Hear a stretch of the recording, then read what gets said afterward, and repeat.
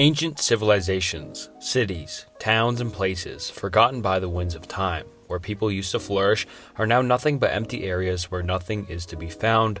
These ancient civilizations could have had beautiful monuments, buildings, architecture, art, and forgotten cultures that help us recollect what used to be there. These forgotten civilizations can have dark, weird, and interesting mysteries that help show what led to their demise or what happened when people used to live there. Alright, this video is going to be long enough, so let's just get into it with the Ancient Civilizations Iceberg Explained. And actually, before we get into the video, consider subscribing to the channel. It's my goal to be at 100,000 subscribers by the end of the year, or just all together. And it'd be awesome if you considered subscribing. It's free, you can always change your mind. Alright, without further ado, let's get into the video. Alright, just getting right into Tier 1. Starting off with Carthage/Phoenicians. Carthage, an ancient city-state founded by Phoenician settlers from Tyre around 814 BCE, emerged as a major hub for trade and commerce on the North African coast, near present-day Tunisia. The Phoenicians, a Semitic-speaking people known for their seafaring skills, established colonies and trading posts throughout the Mediterranean, and Carthage became a powerful maritime empire, dominating regions such as North Africa, Sicily, Sardinia, Corsica, and parts of Spain. The rivalry between Carthage and Rome culminated in the Punic Wars, a series of conflicts spanning from 264 BCE to 146 BCE. The Second Punic War, in particular, gained historical prominence with the brilliant military campaigns led by Carthaginian General Hannibal, including the famous crossing of the Alps with elephants. Despite Hannibal's notable victories, Rome ultimately emerged triumphant, culminating in the destruction of Carthage in 146 BCE around the Third Punic War. The legacy of the Phoenicians and Carthaginians endures in various different aspects. Their contributions to maritime technology, trade, and culture left a lasting impact on the ancient Mediterranean world. Assyria, an ancient Mesopotamian civilization, thrived from the 25th century BCE to the 7th century BCE in the northern part of Mesopotamia. It encompassed regions of modern-day Iraq, Syria, Turkey, and Iran, with the Tigris River flowing through its heart. The empire had several capital cities, including Ashur, Nimrud, and Neven. The latter became one of the largest and most influential cities in the ancient world. Renowned for their military prowess, the Assyrians developed advanced tactics, siege warfare techniques, and a highly organized army. Iron weapons and a standing army contributed to their military dominance. The Assyrian Empire reached its zenith under rulers like Ashurbanipal II, Shalmaneser III, Tiglath-Pileser III, Sargon II, and Sennacherib, spanning from the Persian Gulf to the Mediterranean and from Anatolia to Egypt. Culturally, Assyrians made significant contributions to art and architecture. Minoans. The Minoans, a fascinating ancient civilization that thrived on the island of Crete from approximately 2700 BCE to 1450 BCE, left an enduring legacy in the annals of Mediterranean history. And if you haven't noticed already, in the first few entries and a lot of these other entries are that a lot of our kind of ancestors and just the first humans ever kind of originated in that Mesopotamian and Mediterranean area, which is kind of modern-day Iraq and Egypt. And it just shows that most humans came from the same area, and we're going to cover a lot of these more base layer and famous ones in the first tiers, obviously, and then go into more unknown ones in other parts of the world later on down the iceberg. But anyways, centered around major cities like Knossos, Phthisios, Malia, and Zakros, the Minoans are renowned for their elaborate palace complexes, with the Palace of Knossos standing out as a prime example. These multi-story structures featured intricate layouts, courtyards, storage rooms, residential areas, and religious sanctuaries, providing insights into the sophistication of Minoan urban planning. Artistically, the Minoans displayed a vibrant and naturalistic style in their frescoes, capturing scenes of daily life, nature, and religious rituals, which helped us see into their kind of lives so many years back then. The famous depictions of bull leaping showcase the Minoans' athletic and ceremonial pursuits. The Minoans employed a writing system known as Linear A, although its meaning remains undeciphered, adding an air of mystery to the linguistic achievements. A defining aspect of Minoan civilization was its maritime prowess and extensive trade networks. The Minoans were adept seafarers, engaging in commerce with other Mediterranean cultures, including Egypt and the Cythian Islands. Their influence reached far beyond Crete, marking them as a significant player in regional interactions. The Minoans' religious practices were intricate, featuring a complex pantheon of deities and rituals. Bull symbolism played a prominent role, suggesting connections to themes of fertility and power. Despite their cultural achievements, the decline of the Minoan civilization around 1450 BCE remains unknown. Natural disasters such as earthquakes and the eruption of Thera volcano and the invasion of Mycenaeans from the mainland Greece are proposed factors contributing to their downfall. So it was kind of a complex thing of natural disasters and other civilizations kind of leading to their downfall. The legacy of the Minoans persists through their contributions to art, architecture, and seafaring activities. Mycenaeans. The Mycenaeans, an ancient Greek civilization flourishing from approximately 1600 BCE to 1100 BCE, left an indelible mark on the history and culture of ancient Greece. Situated on the Greek mainland, their major centers, including Mycenaean, Tiryns, Pylos, and Athens, were characterized by fortified palace complexes that served as administrative, economic, and potentially religious hubs. Notable among these was Mycene, distinguished by the iconic Lion Gate and associated with legendary figures like Agamemnon and Achilles in the tales of the Trojan War recounted by Homer. The Mycenaeans utilized the linear B script, opposite from the linear A script, which we talked about earlier, a syllabic writing system deciphered in the mid-20th century, primarily for administrative and economic purposes, reflecting a warrior culture. Mycenaean cities were fortified with defensive walls, and their art, such as the renowned Mycenaean warrior vase paintings, depicted scenes of battle and military life.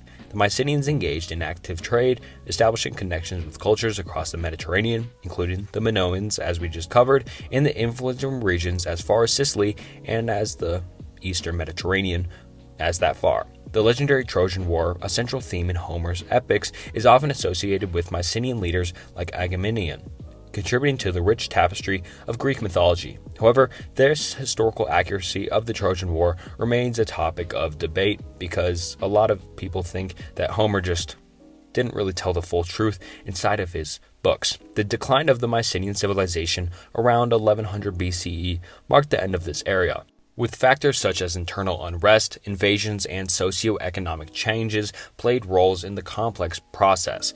Despite their eventual decline, the Mycenaeans left a lasting legacy. Their cultural and artistic contributions, warrior ethos, and trade networks laid the foundations for classical Greek civilization, providing a crucial bridge between the Bronze Age and the subsequent classical era. Neolithic British Isles. The Neolithic period in the British Isles, spanning roughly from 4000 BCE to 2000 BCE, marked a pivotal era characterized by transformative developments in human society. One of the defining features was the adoption of agriculture, leading to settled communities engaged in cultivating crops and domesticating animals. This shift from a hunter-gatherer lifestyle to settled agriculture laid the foundation for significant societal changes. During the Neolithic, the construction of megalithic monuments became a prominent aspect of the British Isles landscape. Stone circles, henges, and chambered tombs exemplified by sites like Stonehenge and Avebury reflected the community's engagement in religious, ceremonial, and possibly astronomical activities. The mystery and grandeur of those structures continue to captivate modern imaginations. Burial practices also evolved during this period, with the construction of long barrows. These elongated earthen mounds served as communal burial sites, often accompanied by grave goods, providing insights into Neolithic beliefs regarding the afterlife and spirituality. Advancements in pottery technology were evident in the Neolithic material culture. Pottery vessels became more sophisticated, showcasing the artistic and functional capabilities of these early communities. The proliferation and polished stone tools, flint arrowheads, and decorative items further characterized the artifacts of this era. Trade networks played a crucial role in connecting Neolithic communities, facilitating the exchange of goods over considerable distances. This interaction contributed to the cultural diffusion and the sharing of raw materials, enhancing the diversity of material culture. Environmental changes and the impact of early agricultural practices shaped the landscapes of the British Isles during the Neolithic. The complex relationship between human activities and the environment influenced both ecosystems and the availability of resources. As agriculture practices became more established, social structures likely became more complex, reflected in the communal endeavors such as the monument construction and burial rituals. This period of societal evolution laid the groundwork for subsequent cultural developments, including the transition to, once again, the Bronze Age. So this was before, which was like the Stone Age, to the Bronze Age, another big shift, marked by the introduction of metalworking and the use of bronze tools and weapons. In summary, the Neolithic period in the British Isles was a dynamic and transformative era that witnessed the emergence of settled agricultural communities, the construction of impressive megalith monuments, and the establishment of new social and cultural practices. Easter Island. Easter Island, situated in the vastness of the southeastern Pacific Ocean, stands as a testament to the ingenuity of the indigenous people, the Rapa Nui. Central to its cultural identity are the iconic Maui statues, colossal stone figures with distinctive elongated features, scattered across the island. Carved from compressed volcanic ash, these statues are a remarkable feat of ancient craftsmanship and engineering. The construction and transportation of the Maui remains subject to scholarly debate, and no one really knew how they moved these huge colossal stones weighing about several tons each. So like I just said, these things are huge. Were transported across the island to ceremonial platforms known as a hu, showcasing the advanced skills and organization of the Rapa Nui people. The mystery of how they accomplished this feat using basic tools, sledges, and ropes adds to the intrigue surrounding the Easter Island. The island's environmental history is also marked by significant deforestation events, believed to be linked to the resources required for Maui construction. Once covered in palm trees, Easter Island's ecosystem suffered, potentially contributing to societal decline. This environmental degradation is considered a cautionary tale about the delicate balance between human activities and the ecosystems that sustain them. The decline of the Rapa Nui civilization is a complex narrative involving environmental challenges, potential resource depletion, and cultural changes. European contact, beginning with Jacob Roggeveen in 1722, brought diseases that devastated the indigenous population. The island, annexed by Chile in the late 19th century, faced challenges related to land rights, cultural preservation, and modern economic development. Today, Easter Island remains a source of fascination and UNESCO World Heritage Site, drawing visitors and researchers eager to unravel the mystery of its past. The enduring legacy of the Maui statues and the lessons embedded in the island's environmental history continue to resonate with people today. La Tène, or the Celts. The La Tène culture, flourishing across Europe from approximately 450 BCE to the 1st century BCE, represents a significant chapter in the history of the Celts. Named after the archaeological site of La Tène in Switzerland, this Iron Age culture showcased a distinctive artistic style characterized by elaborate metalwork, including intricately designed weapons, jewelry, and everyday objects. The swirling motifs, geometric patterns, and animal imagery displayed on these artifacts reflect the Celts' advanced metalworking skills. Geographically, the La Tène culture spanned a vast territory, stretching from present-day France, Switzerland, and Germany to the British Isles, the Iberian Peninsula, and the Balkans. The Celts associated with the La Tène culture were adept to constructing hill forts and fortified settlements, such as notable example of Beaker in France. These all served as central hubs for political, economic, and social activities. The Celts engaged in extensive trade and cultural interactions, establishing connections with neighboring regions and the Mediterranean world. While their religious practices during the La Tène period are not extensively documented, archaeological evidence suggests a polytheistic belief system with a focus on nature and deities associated with the elements. The decline of the La Tène culture coincided with the expansion of the Roman Empire. The Roman conquest of Gaul in the 1st century BCE marked a pivotal moment in history, leading to the assimilation of Celtic territories into the Roman world. Despite the decline, the Celts' resistance across and against the Roman expansion and their artistic achievements have left an enduring legacy. The Celtic language, although diminished, survive in some regions today, and elements of Celtic art continue to influence contemporary design and cultural expression. The Latinate period stands as a testament to the rich cultural diversity and contributions of the Celtic people in the complex tapestry of European history.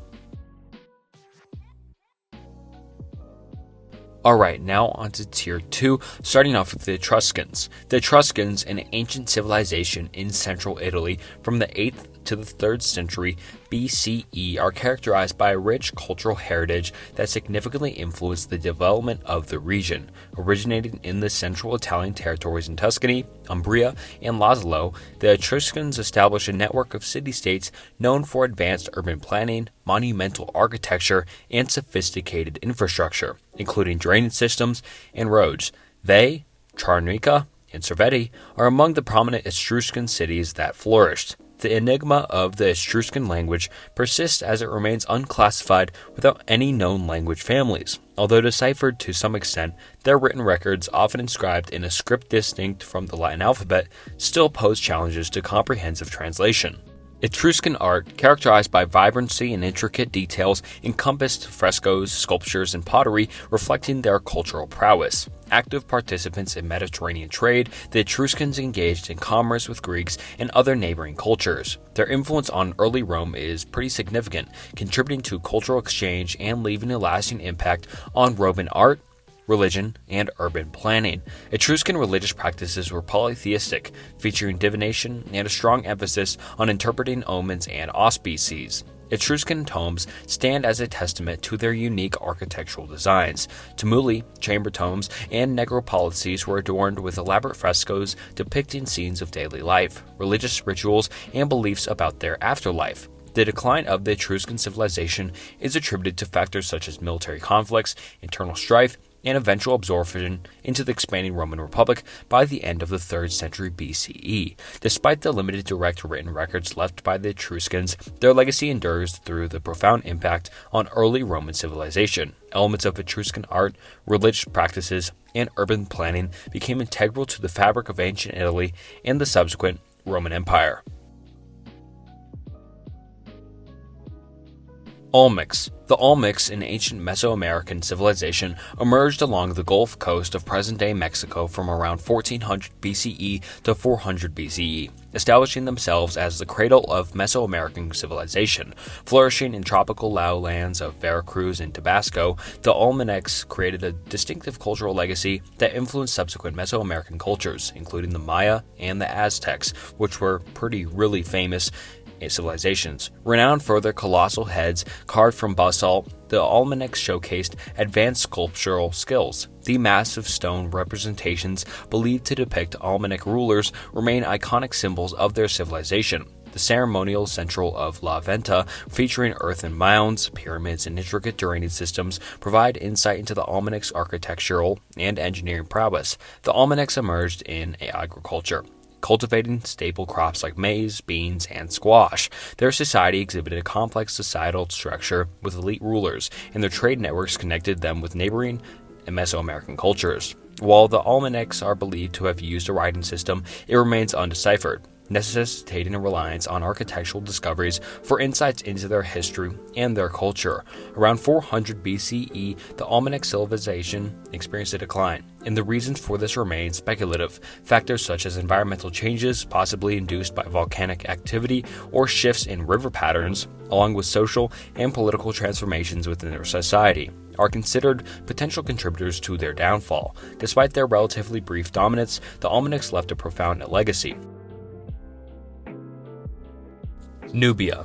Nubia, an ancient region situated along the Nile River, holds a multifaceted history that spans millennia. Stretching from the first cataract in southern Egypt to the sixth cataract near Khartoum, Sudan, Nubia served as a vital cultural and economic bridge between ancient Egypt and sub-Saharan Africa. The region's significance lies in its role as a trade hub for valuable commodities like gold, ivory, and ebony, fostering cultural exchange beyond diverse civilizations. The early Kerma culture, dating all the way back to around 2500 BCE, marked one of the earliest complex societies in Nubia. characterized by agricultural practices, pottery production, and trade. Subsequently, the Kingdom of Kush emerged around 1070 BCE, becoming a powerful state with its capital as Napata. During the 25th dynasty, Kushite kings even ruled over Egypt. The Kingdom of Kush reached its zenith during the Metric period, when the capital shifted to Meroe. The Meroic script, unique to the kingdom,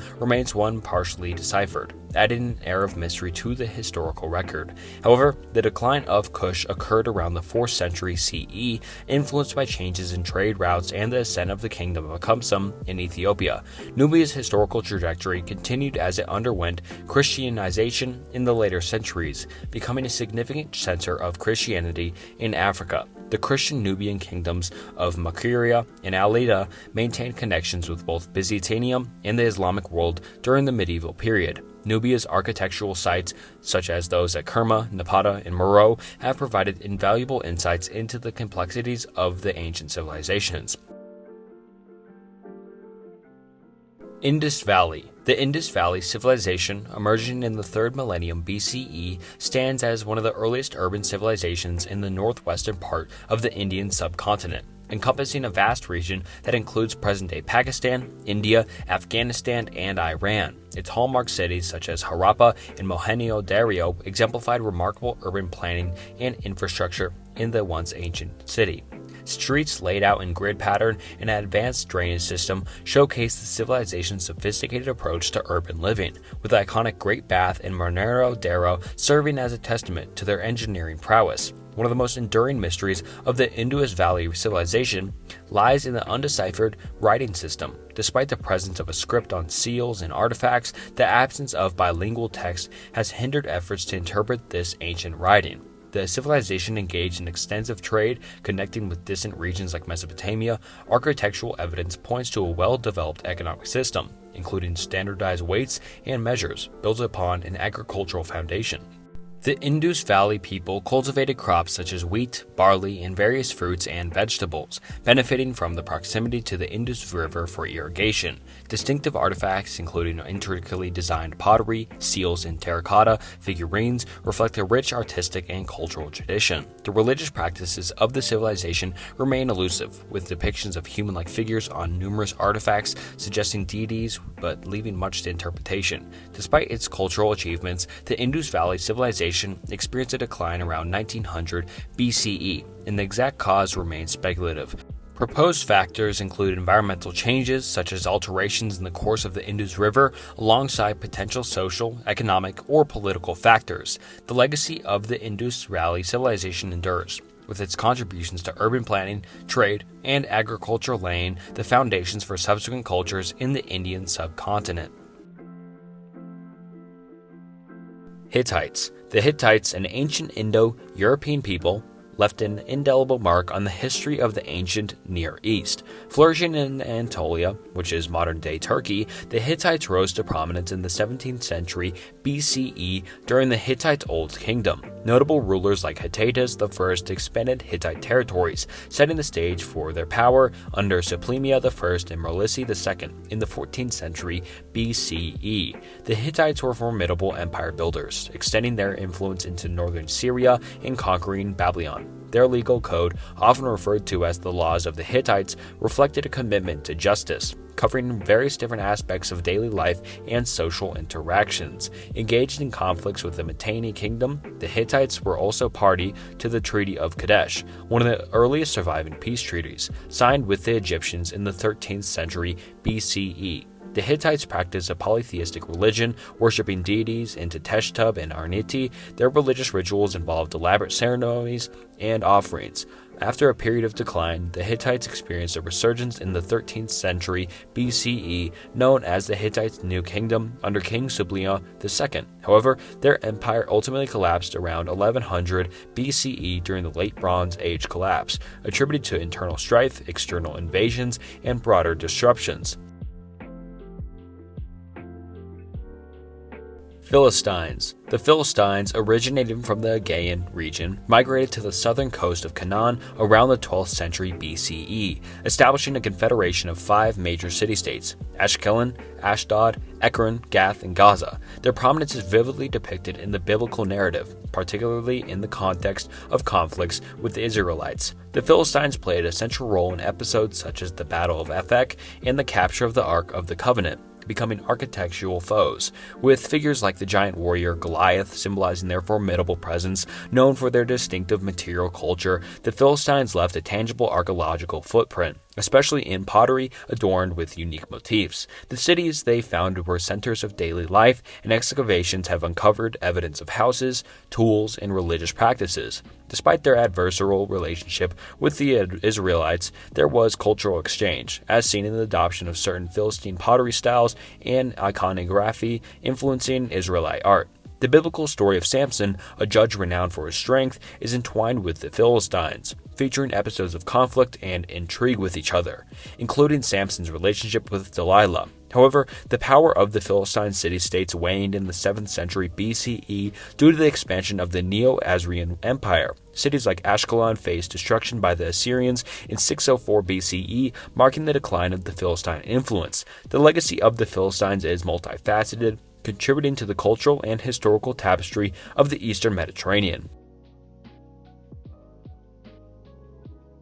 Canaanites. The Canaanites, an ancient Semitic-speaking people, occupied the land of Canaan, a strategic region connecting Egypt and Mesopotamia, organized into city-states with distinct rulers and local deities. Prominent cities like Urartu, Byblos, Tyre, and Sidon flourished. Known for their active trade, the Canaanites engaged with neighboring civilizations, trading in goods like timber, precious metals, and agricultural products. Canaanite religion was polytheistic, centered around deities such as El and Baal, with rituals incorporating fertility rites and animal sacrifices.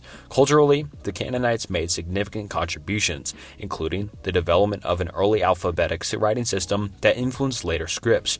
Biblical narratives portray the Canaanites as inhabitants of the Promised Land, setting the stage for conflicts with the Israelites. The Bible, particularly the Old Testament, highlights the conquest of Canaan as a central theme in Israelite history. The decline of the Canaanites unfolded over centuries, influenced by external invasions, conflict with neighboring powers, and shifts in trade routes. Despite the political decline, their culture and religious influence persisted through subsequent civilizations. The Phoenicians, considered descendants of the Canaanites, played a crucial role in maritime trade and colonization, leaving a lasting impact on the Mediterranean world. Architectural excavations in the region have unearthed Canaanite artifacts, providing insights into their daily life, religious practices, and material culture. The Canaanites, situated at the crossroads of ancient civilizations, played a pivotal role in shaping the cultural, religious, and historical shape of the Eastern Mediterranean.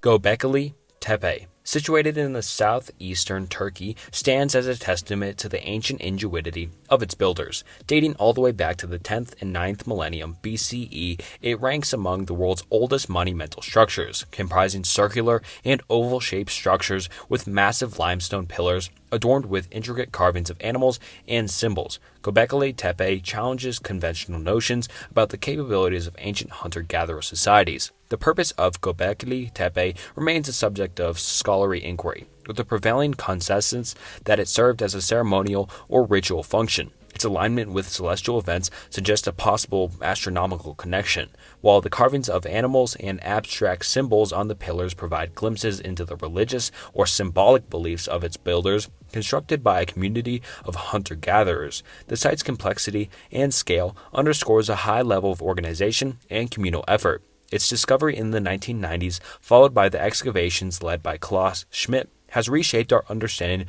of early human history. The significance of Goblet Tepe lies in its challenge to establish narratives about the development of complex societies and the relationship between agriculture and monumental architecture in early humans. The deliberate burial of Goblet Tepe raises intriguing questions about the reasons for its abandonment and why they buried it, or who even buried it. It stands as a World Heritage Site, and ongoing research continues to unravel the mysteries surrounding this ancient marvel. Gobekli Tepe has become a focal point for understanding the social, religious, and technological dynamics of a distant epoch, offering profound insights into the evolution of human civilization and where it really started. The Cythians, an ancient group of Iranian nomads, held sway over the vast Eurasian steppes from the 7th century BCE to the 3rd century CE, so these guys existed for a long time. Originating in the regions around the northern Black Sea, they were nomadic pastoralists, adept at horse breeding and herding. Their distinctive lifestyle, characterized by mobility and seasonal migrations, played a crucial role in shaping their identity. Renowned for their formidable warrior culture, the Scythians were particularly skilled in mounted archery, utilizing composite bows to shoot arrows from horseback.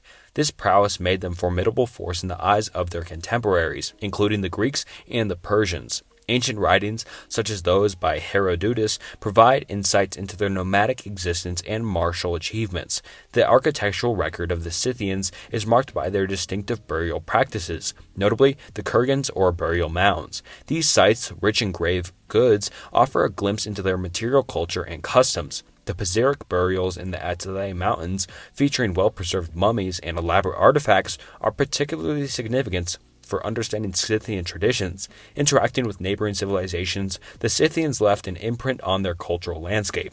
Their legacy extends to art, mythology, and military tactics, influencing subsequent civilizations. The Scythians were part of a broader cultural group that included the Saka and the Sarmatians, collectively known as the Scytho-Siberian cultures. Despite their cultural and military prowess, the Scythians faced decline due to various different factors, including pressure from other nomadic groups, conflicts with settled societies, and environmental changes in the Eurasian steppes. Archaeological discoveries in the 20th and 21st centuries have played a crucial role in unraveling the mysteries of Scythian history, providing modern scholars with valuable artifacts and insights into their complex and dynamic civilizations. Tier 3. Nazca. The Nazca civilization, flourishing along the arid coastal region of southern Peru from 200 BCE to 600 CE, is best known for the enigmatic Nazca lines, colossal geoglyphs etched into the desert floor. These lines, featuring animals, plants, and geometric patterns, spark speculation and their purpose, with theories ranging from religious and ceremonial significance to alignment with astronomical phenomena. The Nazca people, adept at harnessing water in their arid environment, engineered sophisticated underground aqueducts known as puquillos to support agriculture. Artistically, the Nazca were accomplished poeters and weavers.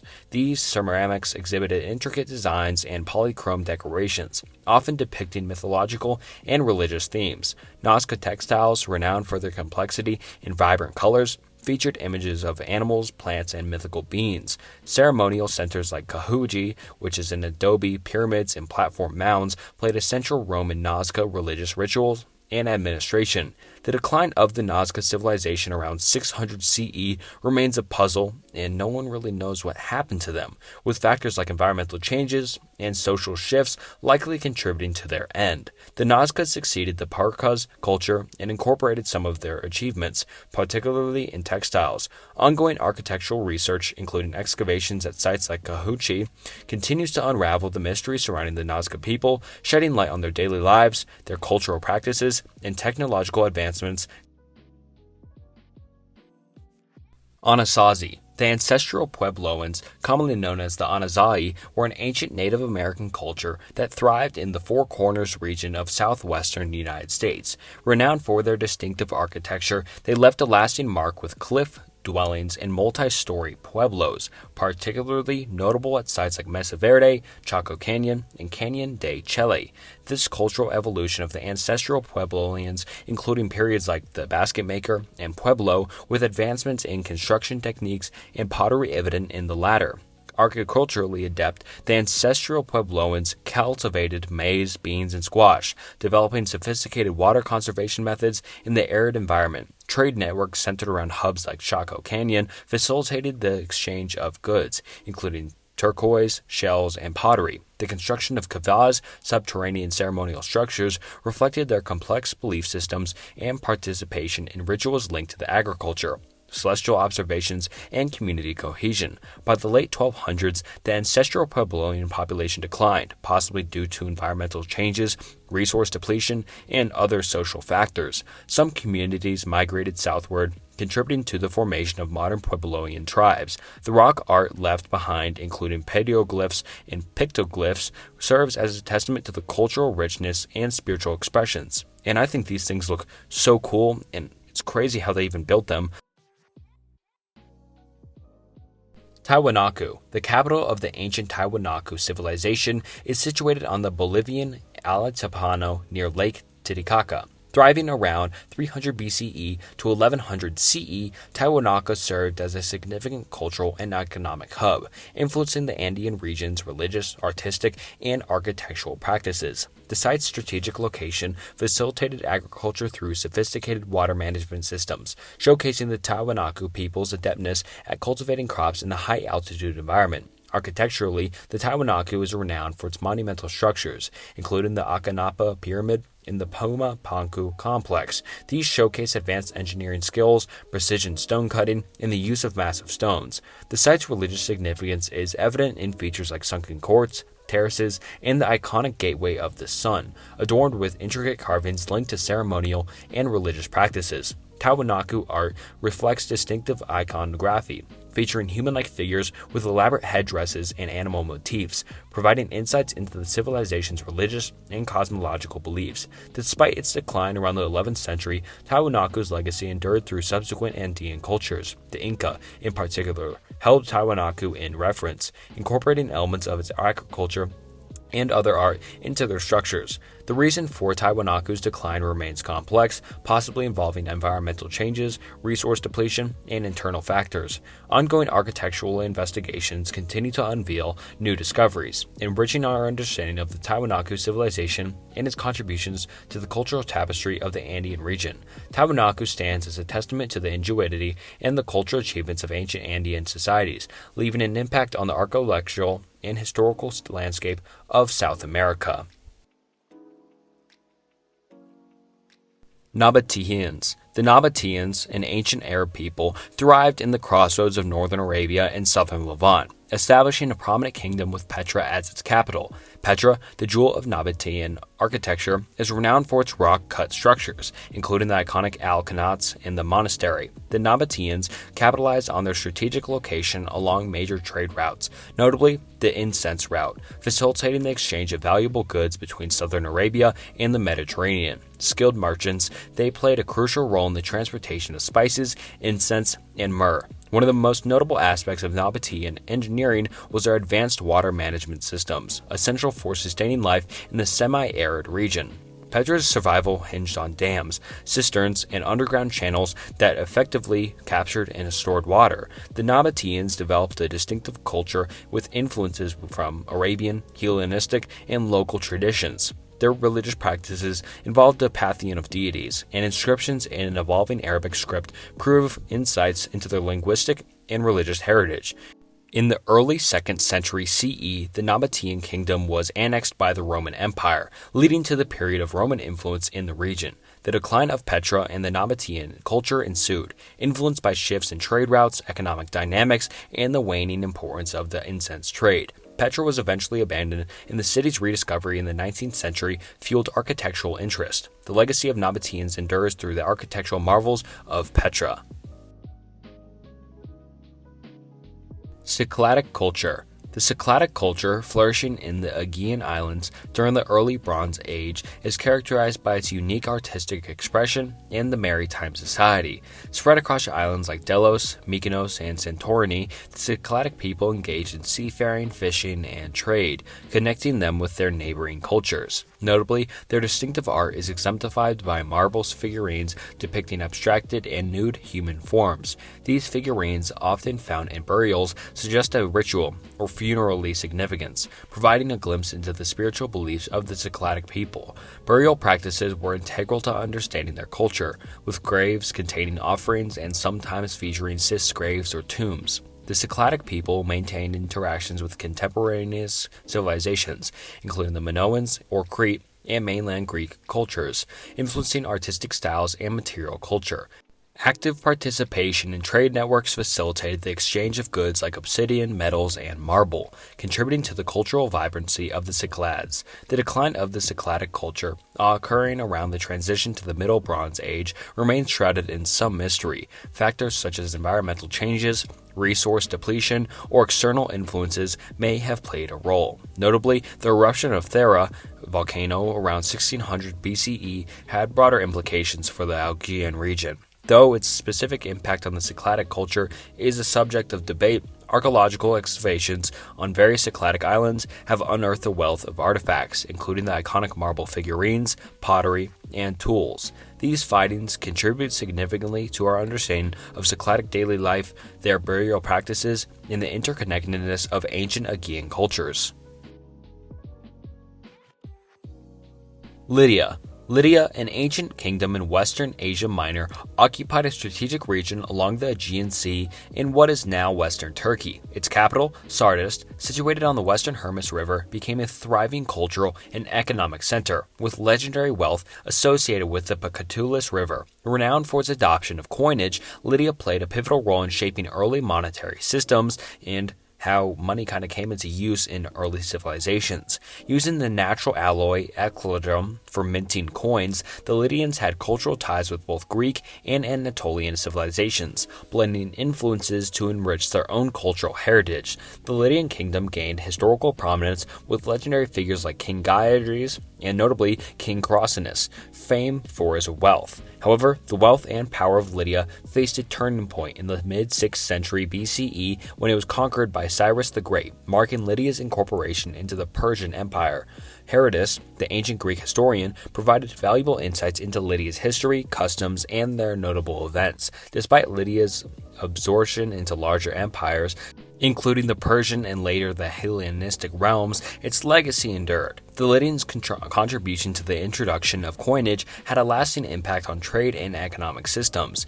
Architectural excavations at Sardis have unearthed artifacts, including the Temple of Artemis, offering glimpses into Lydia's architectural achievements and daily life. Lydia, with its blend of wealth, cultural exchange, and historical transitions, remains a significant chapter in the rich tapestry of ancient Anatolian civilizations. Axum, an ancient kingdom located in the Horn of Africa, specifically in present-day Ethiopia, and held a strategic position along the Red Sea that facilitated extensive trade and cultural exchanges. The capital city of Axum, a thriving center for commerce, politics, and religion, was adorned with monumental obelisks, including the famous obelisk of Axum, which has become an emblematic symbol of the kingdom. Prospering from its participation in trade routes connecting Africa, the Arabian Peninsula, and the Mediterranean, Axum's wealth was fueled by the exchange of valuable goods such as ivory, gold, spices, and exotic animals. One of Axum's most significant historical contributions is its early adoption of Christianity, with King Esna converting to Christianity in the 4th century CE. The Church of St. Mary of Zion in Axum is believed to house the Ark of the Covenant, adding to the kingdom's religious importance. Axum's towering obelisks, crafted as funerary monuments or markers of significance, reflect the kingdom's cultural and architectural achievements. The decline of Axum's influence began in the 7th century, attributed to factors such as the rise of Islam and shifts in trade routes. Despite this decline, Axum's historical significance endures, and the kingdom is associated with the biblical Queen of Sheba and the Solomonic dynasty. Axum's archaeological sites, including the obelisks, royal tombs, and ancient structures, provide a tangible link to the kingdom's rich history. Teotihuacan, situated in the basin of Mexico, emerges as one of the most significant archaeological sites from ancient Mesoamerica. Its well-preserved urban layout features a distinctive grid plan, with the iconic Avenue of the Dead serving as the central ceremonial axis. Dominating the landscape are the massive Pyramid of the Sun and the Pyramid of the Moon, both integral to the city's religious and ceremonial functions. Teotihuacan's allure extends beyond its grandeur, encompassing a multicultural population and a blend of residential and ceremonial spaces. The multicultural nature of Teotihuacan is evidenced by its diverse population, incorporating various Mesoamerican groups. The residential areas, characterized by apartment-like compounds adorned with vibrant murals, provide glimpses into the daily life and the religious beliefs. Notable among these murals are those found in the Feathered Serpent Pyramid, depicting deities and mythological narratives with remarkable artistic skill. Despite its grandeur, the decline of the Teotihuacan remains shrouded in mystery, with theories ranging from social unrest to environmental changes. Abandonment around the 7th or 8th century CE in the city's enigmatic legacy endured through its profound influence on subsequent Mesoamerican cultures, notably the Aztecs. Teotihuacan's imagery and symbolism found resonance in Aztec religious beliefs, affirming its enduring cultural impact and how much it influenced Aztec culture. Elmites. The Elmites, inhabitants of the ancient region of Elam in what is now southwestern Iran, formed a distinctive civilization that emerged around the 3rd millennium BCE. Geographically situated between the Tigris and Quran rivers, Elam held strategic importance due to its proximity to Mesopotamia. Unlike centralized states, Elam comprised a collection of city-states with evolving political structures, experiencing periods of both independence and subjugation to foreign rule. The Elamite civilization is associated with the Elamite language, which remains largely undeciphered, and the use of scripts such as Linear Elamite and later the cuneiform writing system adopted from Mesopotamia. Throughout its history, Elam had complex relations with neighboring Mesopotamian civilizations, engaging in trade and conflicts with Sumer and Akkad. Elamite art and architecture bear a distinctive style, exemplified by structures like the ziggurat at Kohar and Zanabal. This archaeological site provides valuable insights into Elamite religious practices and the urban planning that went along with it. The Elamites were known for their military prowess, launching successful campaigns and, at times, invading Mesopotamia. The Assyrian conquest of Elam in the 7th century BCE marked the end of Elamite political independence. However, elements of Elamite culture endured, influencing the broader cultural landscape of the ancient Near East.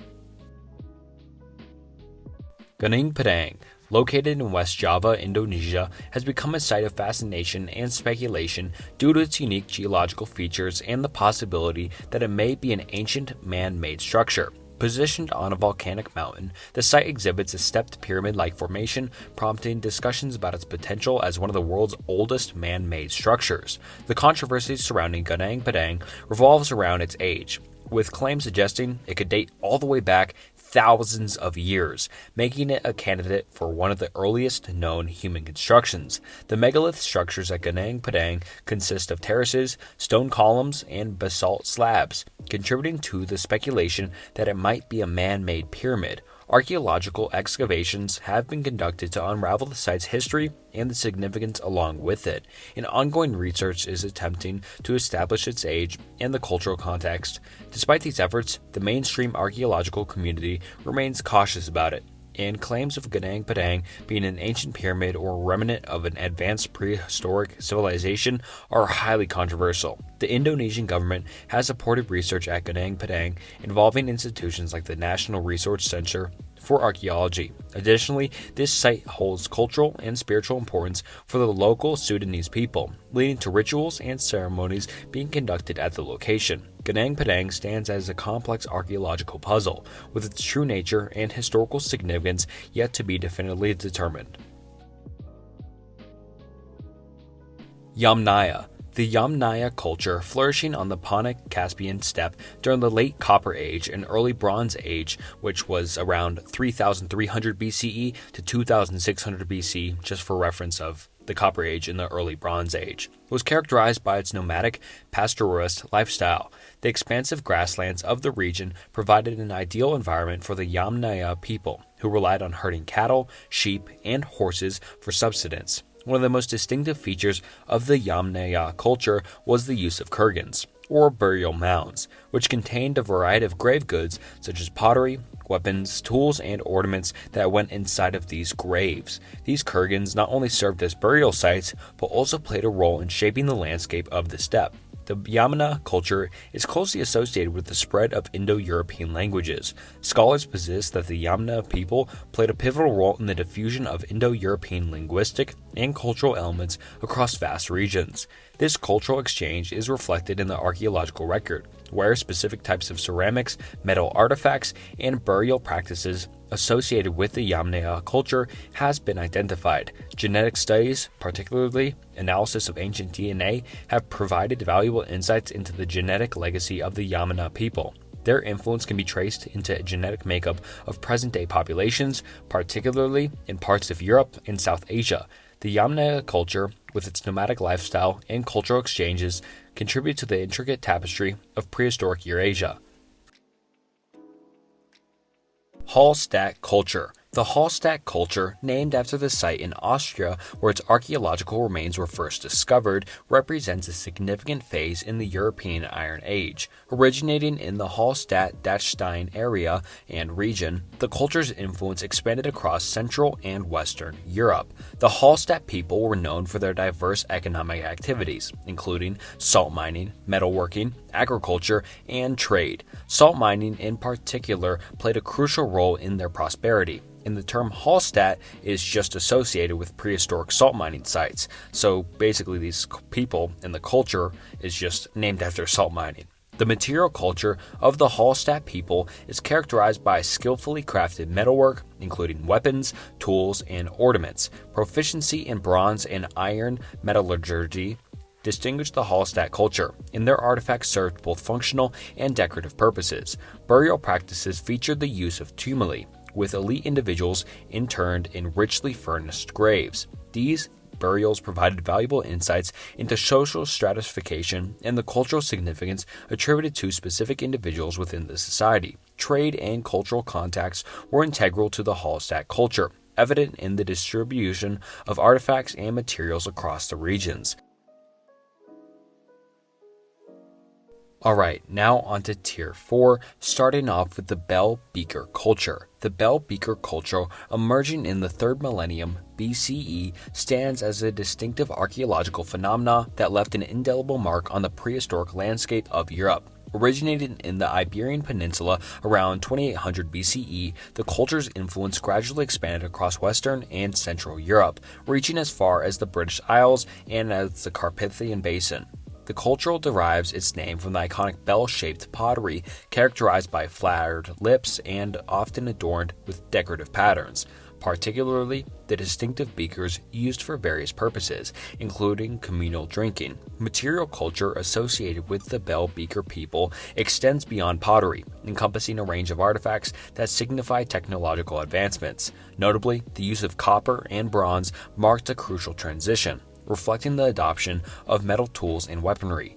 Burial practices within the Beaker culture were diverse, with individuals interned in varying positions and accompanied by grave goods such as the characteristic beakers, archery equipment, copper objects, and occasionally remains of domesticated animals. The spread of the Beaker culture has sparked scholarly debate, with theories ranging from migration patterns to cultural diffusion. The 3 identified phases, which are the early, late, and final Beaker, chronicle the evolution and persistence of this cultural complex. As it developed, the Beaker culture coexisted with the corded ware culture and played a role in the transitional period from the Neolithic to the Bronze Age. By approximately 1800 BCE, the Beaker culture began to wane and slowly disappear, leaving behind a legacy that influenced subsequent cultural developments in Europe. The reasons for its decline remain a subject of investigation, with factors such as climate shifts, socioeconomic changes, and interactions with neighboring cultures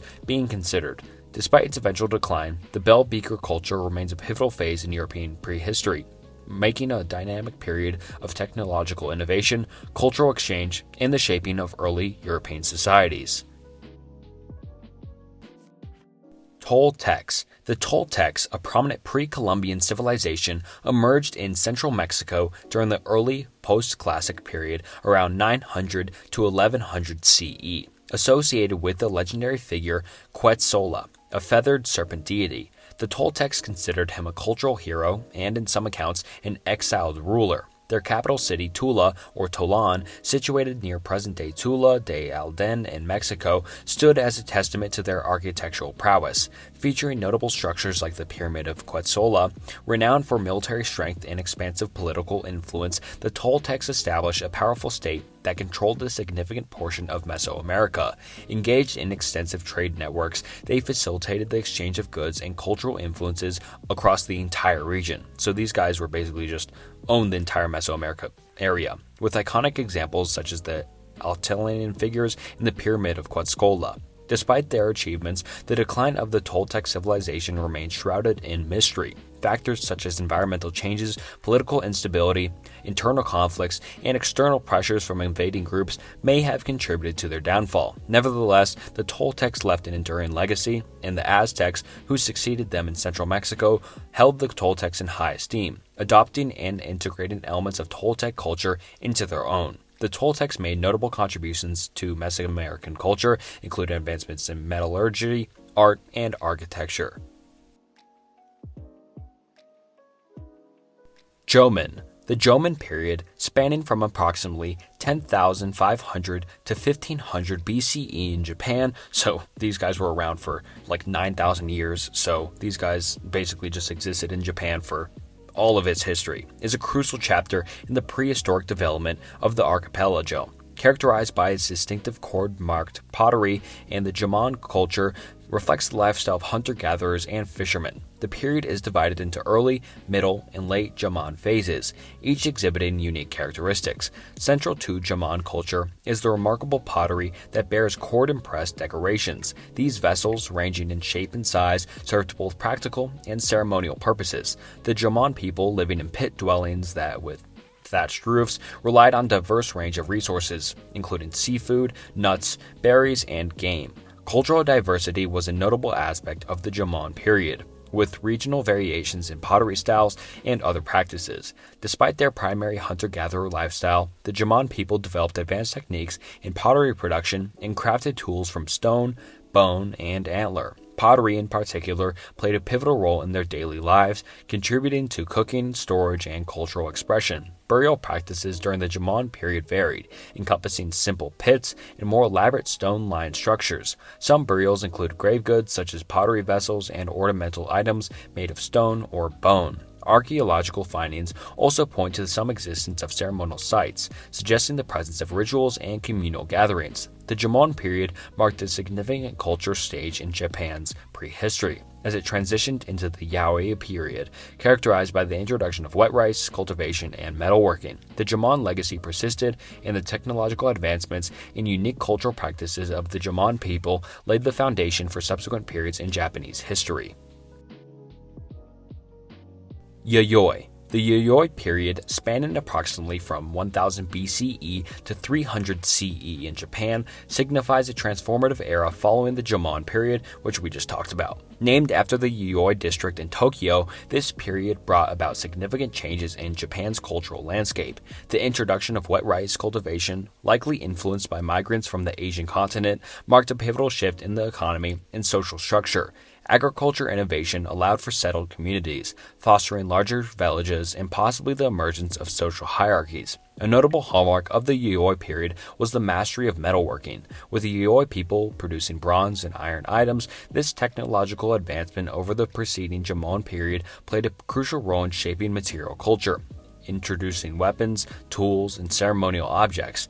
The transition from cord-marked Jamon pottery to smoother, decorated ceramics with geometric pattern and applique designs further reflected cultural changes. As settlements grew and social structures evolved, burial practices underwent transformations as well. The Yayoi period witnessed the emergence of burial mounds, or kofun, particularly in its later stages.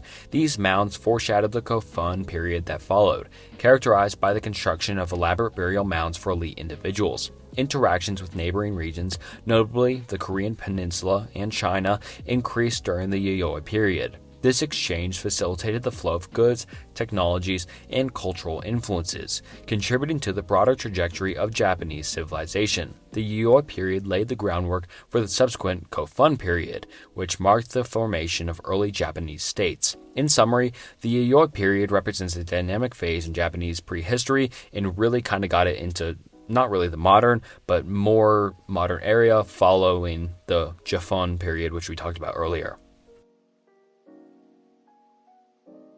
Mochi. The Mochi civilization, also known as the Mochia civilization, emerged on the northern coast of Peru between 100 and 700 AD. Occupying the valleys of the Chicama, Mochi, and Labacuic rivers, the pre-Columbian society demonstrated advanced agricultural practices, utilizing sophisticated irrigation systems in the arid coastal environment. Their social structure was stratified, reflecting distinct social classes and hierarchies.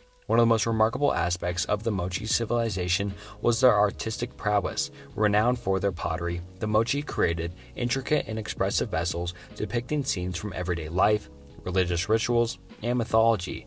The pottery showcased a mastery of naturalistic representations of human figurines and animals.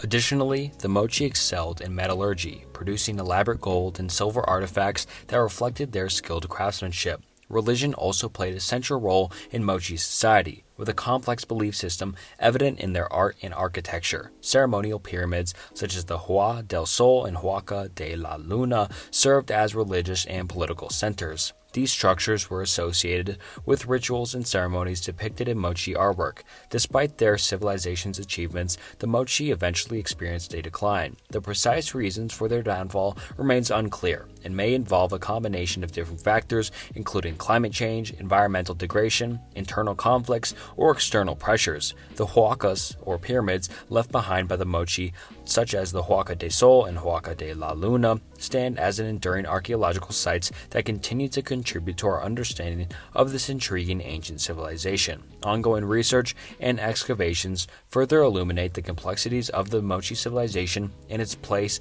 in the pre-Columbian South American societies. Zhongxingde, located near Guihang in Sichuan Province, China, entered the archaeological spotlight in 1986 following the discovery of a vast collection of Bronze Age artifacts. Initially discovered in 1929 when a farmer uncovered a jade artifact, Zhongxingde gained prominence due to its unique insights into a Bronze Age civilization that thrived approximately 3,000 years ago. During the Zhang and Zhou dynasties, this culture, contemporaneous with the ancient Chinese civilization in the Yellow River Valley, challenges previous assumptions about the homogeneity of Bronze Age cultures in China. The archaeological finds at Zhongxingde are characterized by their artistic and technical sophistication. Notable among these discoveries are large bronze statues, bronze masks, jade objects, ivory, and pottery. The bronze artifacts, especially the distinctive masks with exaggerated facial features, reveal a unique artistic style not previously identified in any other ancient Chinese cultures. The purpose of Zhongxingde and the reasons behind its eventual abandonment remain subjects of debate. The site's significance is underscored by the discovery of a sacrificial pit containing numerous intentionally smashed and buried artifacts, leading to theories about ritualistic practices and other ceremonial activities. The artifacts found at Zhongxingde have contributed significantly to our understanding of ancient Chinese civilizations. Daquis. The Daquis ancient civilization refers to a pre-Columbian culture that thrived in the southern Pacific coastal region of Costa Rica, primarily in the Daquis Delta and the Osa Peninsula. The Daquis civilization existed from about 700 to 1530 AD and is known for its distinctive artifacts, particularly the mysterious stone spheres.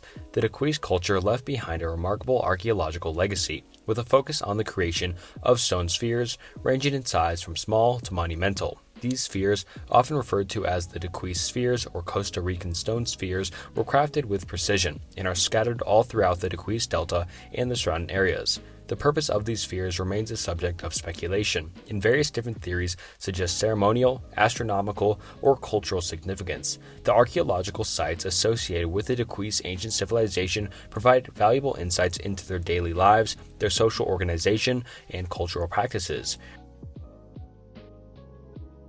Zapotecs. The Zapotecs, an ancient indigenous civilization, flourished in the valleys of Oaxaca, southern Mexico, and played a crucial role in the early development of complex societies in Mesoamerica. Monte Alban, established around 500 BC, served as their capital and became one of the earliest and most significant urban centers in the region. The Zapotecs were adept farmers, cultivating maize, beans, and squash in the fertile Axian soil, and engaged in trade with neighboring cultures. Monte Alban, characterized by its intricate stone carvings, ceremonial platforms, and the ball courts, showcased advanced urban planning and engineering. The Zapotecs developed one of Mesoamerica's earliest writing systems, primarily used for recording calendar information on stelae and other artifacts. Their art, including pottery and jewelry, reflected a rich cultural expression. The Zapotecs had a complex religious belief system, incorporating deities associated with agriculture, fertility, and natural elements into their rituals, often conducted in ceremonial plazas and pyramids. Despite their cultural achievements, the decline of Monte Alban and their Zapotec civilization around 800 to 1000 AD remains a topic of study, with factors such as environmental changes and social unrest considered as potential contributors to their fall. While the ancient Zapotec civilization declined, the Zapotec people continued to be a vital culture and ethnic group in Oaxaca, preserving their heritage through language, traditions, and crafts. The legacy of the Zapotecs contributes significantly to the broader understanding of ancient Mesoamerican civilizations. P of J Mississippians. The Mississippian culture was a Native American civilization that thrived in Midwestern, Eastern, and Southeastern United States from approximately 800 to 1600 AD. Although the specific timeline varied across regions. Noted for constructing large earthen platform mounds and other shaped mounds, this culture was composed of urban settlements and satellite villages connected by informal trading networks. The most prominent city associated with the Mississippian culture was Oaxaca, situated in present-day southern Illinois and believed to be a major religious center. The development of the Mississippian way of life originated in the Mississippi River Valley, from which the culture takes its name. Characteristics associated with Mississippian culture also appeared in the tributary Tennessee River Valley. The majority of dated Mississippian sites preceded the year 1539 to 1540, so within a year, the time of Hernando de Soto's exploration of the area. However, exceptions include Natchez communities, which continued to practice Mississippian culture traditions into the 18th century. The hallmark of Mississippian civilization was its impressive earthen mounds, often serving ceremonial, religious, or elite residential purposes. These mounds, including the iconic Monk's Mound at Oaxaca, reflected the complex social organization and the cultural practices of the Mississippian people. Chinchorro. The Chinchorro culture, flourishing along the coast of present-day northern Chile and southern Peru, is distinguished by its advanced and early mummification practices. Spanning the timeline from around 7000 BCE, the Chinchorro people developed intricate methods of preserving their deceased, showcasing a mastery of artificial mummification well before the renowned practices of ancient Egypt. This process involved the removal of internal organs, reinforcement of the body with sticks, and wrapping in a clay and ash mixture, with further wrapping in reeds and fabric. The mummification techniques of the Chinchorro people underwent two main chronological phases. The early Chinchorro phase, spanning roughly 5000 to 3000 BCE, transitioned into the late Chinchorro phase, from around 3000 to 1500 BCE, demonstrating increasingly sophistication in their practices. The arid conditions of the Atacama Desert naturally mummified some remains, completing the international mummification efforts. Beyond their distinctive murdery practices, the Chinchorro were coastal hunter-gatherers, relying heavily on marine resources for subsistence. Their adaptation to the challenges of the arid desert environment shaped their economic and lifestyle practices. Archaeological sites have yielded a range of artifacts, including pottery, baskets, fishing tools, and ritual objects, providing valuable insights into their daily life and cultural richness of the Chinchorro people. The legacy of the Chinchorro culture lies in its contribution to the understanding of early human burial practices. Their mummies, both natural and artificial, stand as a testament to the cultural complexity and adaptability of prehistoric South American societies. Sintashta. The Sintashta culture, rooted in the southern Urals of Russia during the Bronze Age, has left a significant archaeological imprint on the Eurasian steppe. The excavations at Sintashta have uncovered fortified settlements and burial mounds, revealing a society with an advanced military organization and defensive capabilities. The complexity of these structures underscores the strategic and possible hierarchical nature of the Sintashta community. At the heart of the Sintashta culture lies its remarkable achievements in metallurgy, particularly bronze metallurgy. The people of Sintashta were adept metalworkers, producing an array of sophisticated tools and weapons. Of note are the chariots have spoked wheels, indicative of technological prowess and the utilization of domesticated horses. This technological advancement suggests not only an agricultural base, but also the development of mobile pastoralism, as horses played a crucial role in their culture. The Sintashta culture is part of the broader Andromino culture complex extended across the Eurasian steppe. It is associated with early Indo-Iranians and is seen as a precursor to later Indo-Iranian-speaking cultures. This cultural context places Sintashta at the crossroads of significant historical and linguistic developments, contributing to our understanding of the Indo-European migrations that shaped the demographic and linguistic landscape of Eurasia. Economically, the Sintashta people engaged in a combination of pastoralism and agriculture, emphasizing the breeding of horses, cattle, and sheep. In this dual economic strategy likely played a role in sustaining their society and supporting advancements in technology and mobility. Classic Veracruz. Classic Veracruz, a cultural and artistic period that thrived on the Gulf Coast of Mexico during the Mesoamerican Classic era, which was approximately 100 to 1000 CE, is recognized for its unique contributions to the rich tapestry of ancient Mesoamerican civilizations.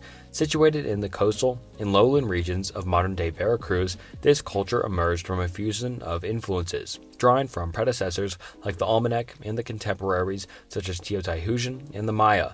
One of the hallmarks of classic Veracruz is its distinctive art style, showcased in elaborate ceramics and finely crafted stone sculptures. Iconic themes often revolve around depictions of powerful individuals adorned in intricate regalia, engaging in ritualistic activities. The art frequently portrays scenes related to warfare, ritual bloodletting, and shamanistic practices, providing insights into the cultural and religious aspects of their society. El Tajin, a major city in the Tiwanaku region of Veracruz, stands as a testament to the achievements of classical Veracruz, notable for its architectural marvels such as the Pyramid of Natchez and extensive ballgame courts. El Tajin reached its zenith during the Classic period. It served as a vital center for trade, religious ceremonies, and artistic expression, reflecting the sophistication and vitality of classic Veracruz culture. Participation in extensive trade networks was a defining feature of classic Veracruz. The region's coastal location facilitated maritime trade routes, fostering exchanges of obsidian, ceramics, and luxury items with neighboring cultures. This engagement in trade contributed to the cultural dynamicism and interconnectedness of the Mesoamerican societies during this period. Despite its cultural vibrancy, classical Veracruz experienced a decline around 1000 CE, with factors such as environmental changes, societal shifts, and potential interactions with other cultures contributing to their transformation and their downfall. Urnfield. The Urnfield culture, spanning from around 1300 BCE to 750 BCE, stands out as a distinctive Bronze Age civilization in Central Europe. Named after its characteristic burial practice of placing ceramic remains in urns, the culture originated in regions encompassing modern-day Germany, Austria, Czech Republic, and Hungary before expanding across Central Europe. The hallmark of the Urnfield culture lies in their burial custom, creating vast cemeteries with urns arranged in fields. This culture marks a crucial transition phase, bridging the late Bronze Age and the early Iron Age. As part of this transition, the Urnfield people adopted iron technology alongside their traditional use of bronze. Their economy was grounded in agriculture, livestock breeding, and advanced metalworking. The production of iron tools and weapons reflected a significant technological shift during this era. The Urnfield culture was not isolated, but engaged in cultural exchanges with neighboring societies. It is integrally linked to the broader framework of Central European and Alpine cultures, contributing to the rich tapestry of late Bronze Age and the early Iron Age developments. The interactions during this period played a crucial role in shaping regional identities and cultural landscapes. While the precise reasons for the decline of the Urnfield culture remains elusive and highly debated, factors such as climate change, migration patterns, and social transformations likely contributed to their downfall and disappearance. The decline coincided with the emergence of new cultures and societies in Central Europe, signaling a dynamic period of cultural evolution. The legacy of the Urnfield culture endures through its impact on archaeological record of Central Europe. Its unique burial practice, technological innovations, and cultural interactions have left a lasting impact on the understanding of the region's ancient past. Chimu. The Chimu civilization, flourishing along the northern coast of Peru from 900 CE to 1470 CE, left an indelible mark on the pre-Columbian landscape. At the heart of this ancient culture stood Chanchan, an unparalleled adobe city and the largest in the ancient world. Chanchan's intricate architecture, featuring massive walls, plazas, and segmented compounds, served as bustling capital of the Chimu civilization. Organized into distinct sectors for administration, residence, and ceremonies, Chanchan exemplified the advanced urban planning of the Chimu people. Economically, the Chimu were adept farmers, utilizing sophisticated irrigation systems to cultivate crops in the arid coastal environment. Fishing also played a crucial role in the city's way, tapping into the rich marine resources of the coastal waters. The integration of agriculture and maritime practices supported a thriving Chimu economy. Renowned for their craftsmanship, the Chimu excelled in metallurgy as well, and textiles. Elaborate gold and silver artifacts, along with finely woven textiles incorporating cotton and various fibers, showcase the skill and artistic expression of the Chimu people. Their artistry extended to religious practices as well, as evidenced by intrinsic religious in both artwork and architecture. The zenith of the Chimu civilization coincided with the emergence of the Chamor kingdom around 1000 CE. Through military conquests and strategic alliances, the Chamor kingdom expanded its influence over a significant stretch of the northern Peruvian coast. However, the Chimu civilization faced a decline in the late 15th century, marked by the encroachment of the Inca Empire. In 1417 CE, the Inca ruler Tupac Inca Yupacuini conquered Chanchan, leading to the assimilation of the Chimu territory into the vast Inca Empire. The legacy of the Chimu civilization was pretty big, in the archaeological remnants of Chanchan and the artifacts that reflected their advanced society. The intricate urban planning, agricultural innovations, and artistic achievements of the Chimu contribute significantly to our understanding of pre-Columbian and South American culture. Muisca. The Muisca civilization, thriving in the Colombian Andes, left an enduring legacy of cultural and artistic richness. The elevated plateau served as the heartland of the Muisca, where they displayed their remarkable skills in agriculture and terracing. The cultivation of maize, potatoes, and quinoa attested to their advanced agricultural practices in the challenging monotonous terrain. One of the defining features of the Muisca civilization was their exquisite gold working. The Muisca were masterful goldsmiths, creating intricate artifacts using tumbaca, a distinct greenish gold alloy. Notable among their creations were tunjos, gold votive offerings, and detailed figurines. This gold-working tradition contributed to the allure of Muisca culture, capturing the attention of later explorers and historians. Lake Gatava holds a central place in Muisca culture, linked to the legendary El Dorado ritual. According to Spanish accounts, the Zipa covered himself in gold dust and, accompanied by precious offerings, participated in a ritual on the lake. This legend became intertwined with the broader myth of El Dorado, the fabled city of gold sought by European explorers. The Muisca society was organized into chiefs, which led by a chief or Zipa. Social hierarchy also played a role in the community, with distinct classes and roles assigned based on birth and achievements. The arrival of Spanish conquistadors, notably Gonzalo de Quesada, marked the downfall of the Muisca civilization in the mid-16th century, leading to colonization and significant cultural changes in the region. Despite the impact of colonization, elements of Muisca culture persist in the cultural memory of Colombia today. Nok.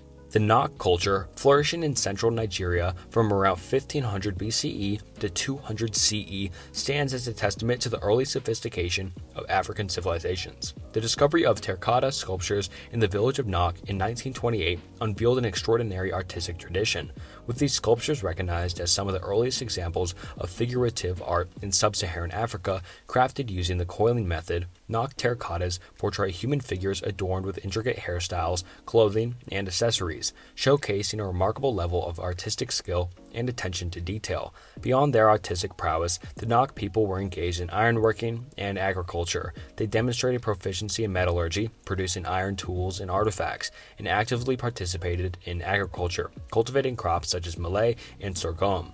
These activities suggest a complex society with a developed economic and technological foundation. The Nok terracottas provide insights into the social complexity of the culture, hinting at a hierarchical social structure and potentially ceremonial or ritualistic practices. The figures depicted in the sculptures offer glimpses into aspects of their daily life, their religious beliefs, and the possibility of the existence of cultural ceremonies. Despite their cultural achievements, the Nok culture experienced a mysterious decline around 200 CE, and the factors contributing to the decline remain the subject of ongoing scholarly inquiry. Environmental changes, economic shifts, and internal dynamics within society could have all played roles in the enigmatic transition. The significance of the Nok culture extends beyond just the temporal existence. The discovery of the terracotta sculptures challenged previous misconceptions about the absence of complex societies and sophisticated art in ancient West Africa. Tier 5. Natufians. The Natufian culture, flourishing in the Levant region from around 12,000 to 9,500 BCE, so these guys existed a really long time ago, during the late Epiphytic period, holding a pivotal place in the transition from nomadic hunter-gatherer societies to more settled communities. Natufian settlements, characterized by semi-permanent houses with stone foundations, showcase an early shift towards a more sedentary lifestyle.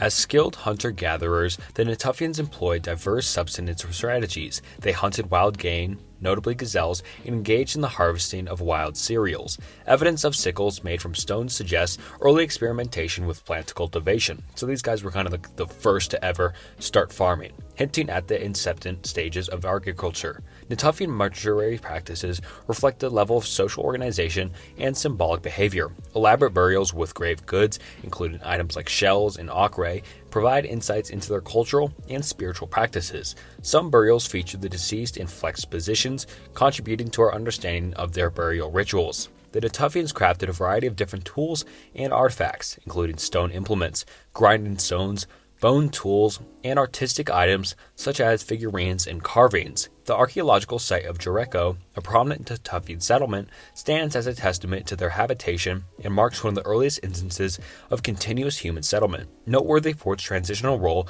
the Natufian culture foreshadowed the advent of agriculture.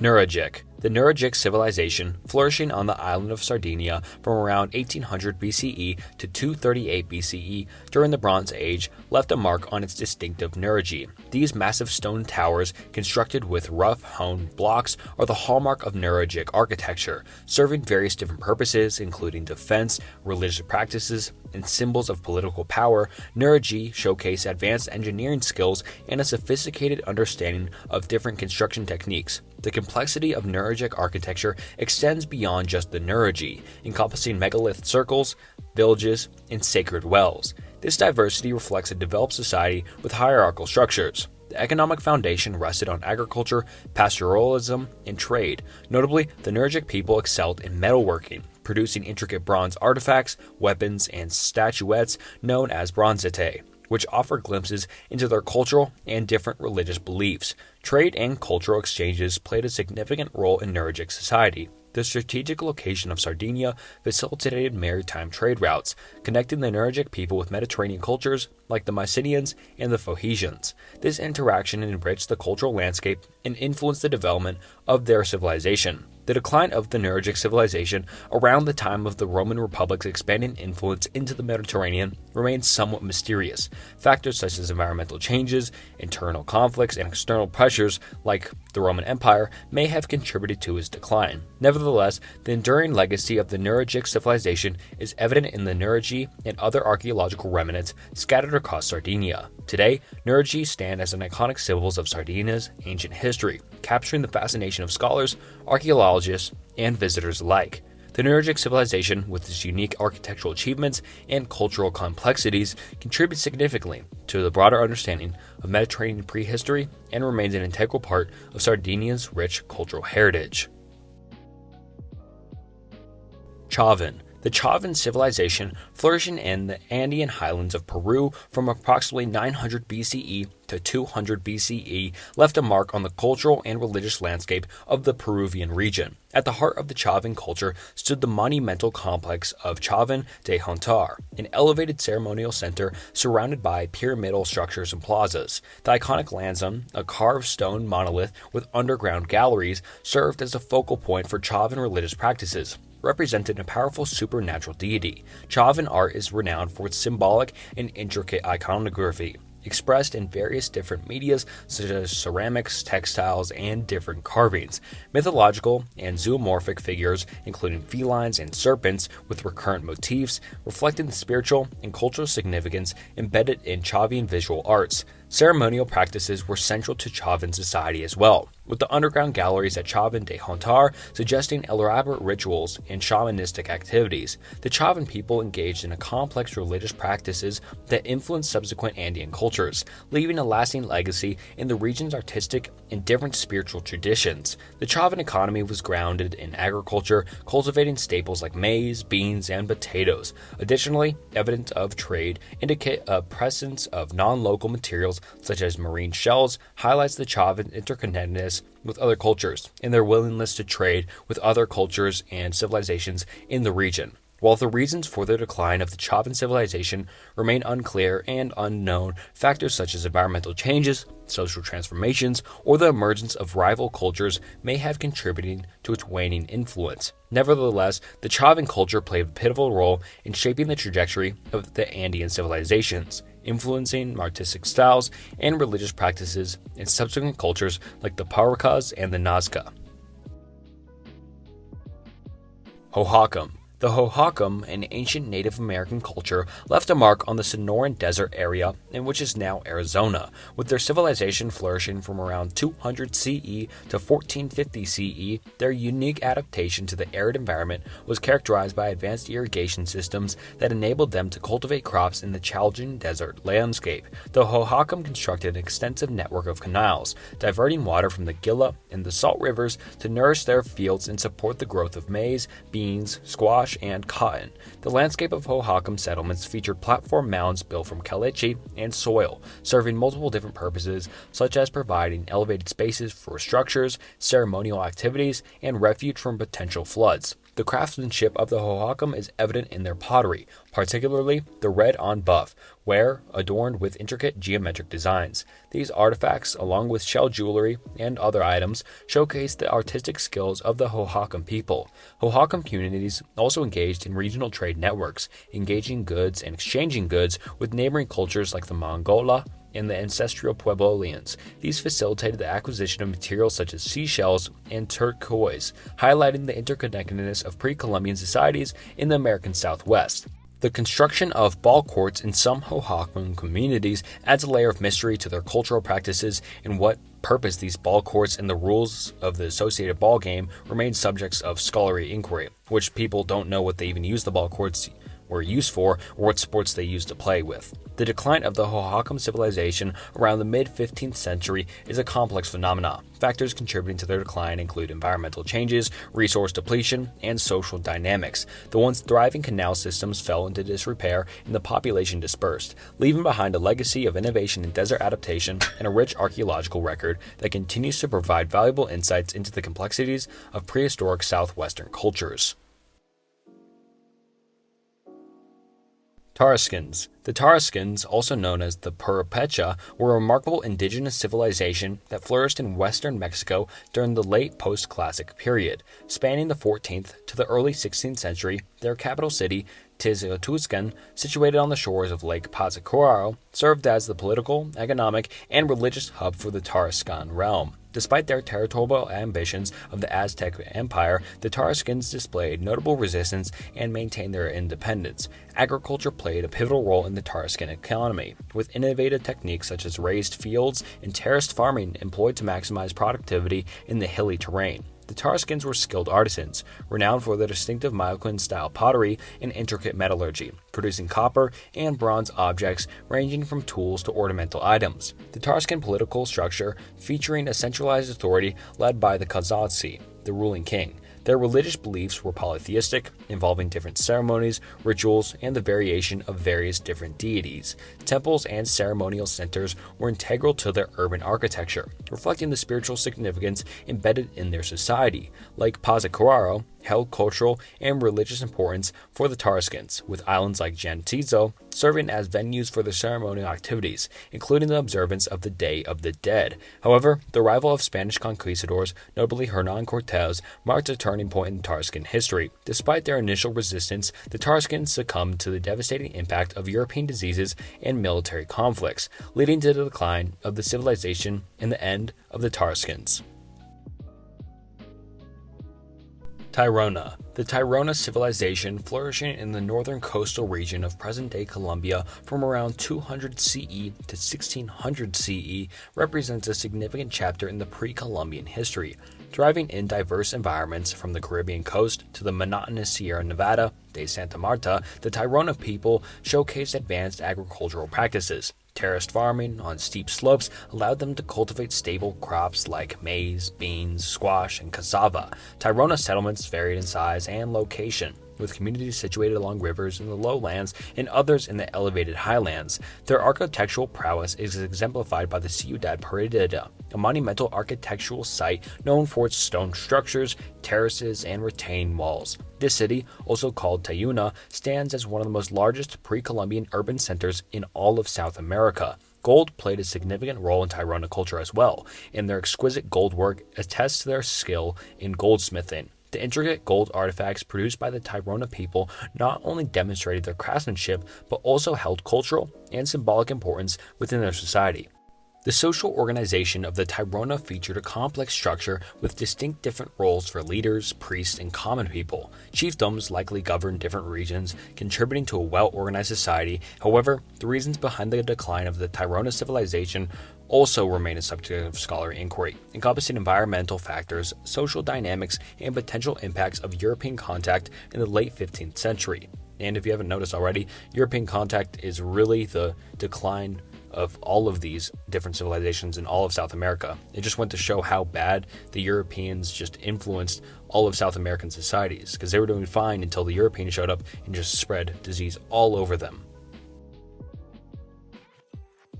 Oxus. The Oxus civilization, flourishing from around 2300 BCE to 1700 BCE in Central Asia along the banks of the Oxus River, represented a distinctive Bronze Age society with notable urban centers such as Ganar Tepe, Tologok, and Namagaza Tepe. These settlements, characterized by advanced architectural planning, included monumental structures and residential areas that showcased the sophistication of the Oxus civilization. Agriculture played a pivotal role in the Oxus way of life, with the cultivation of crops like wheat, barley, and fruits. The people demonstrated ingenuity in adapting to the arid Central Asian environment by developing different advanced irrigation systems to enhance agricultural productivity. This ability to harness and manage water resources reflected the civilization's resourcefulness.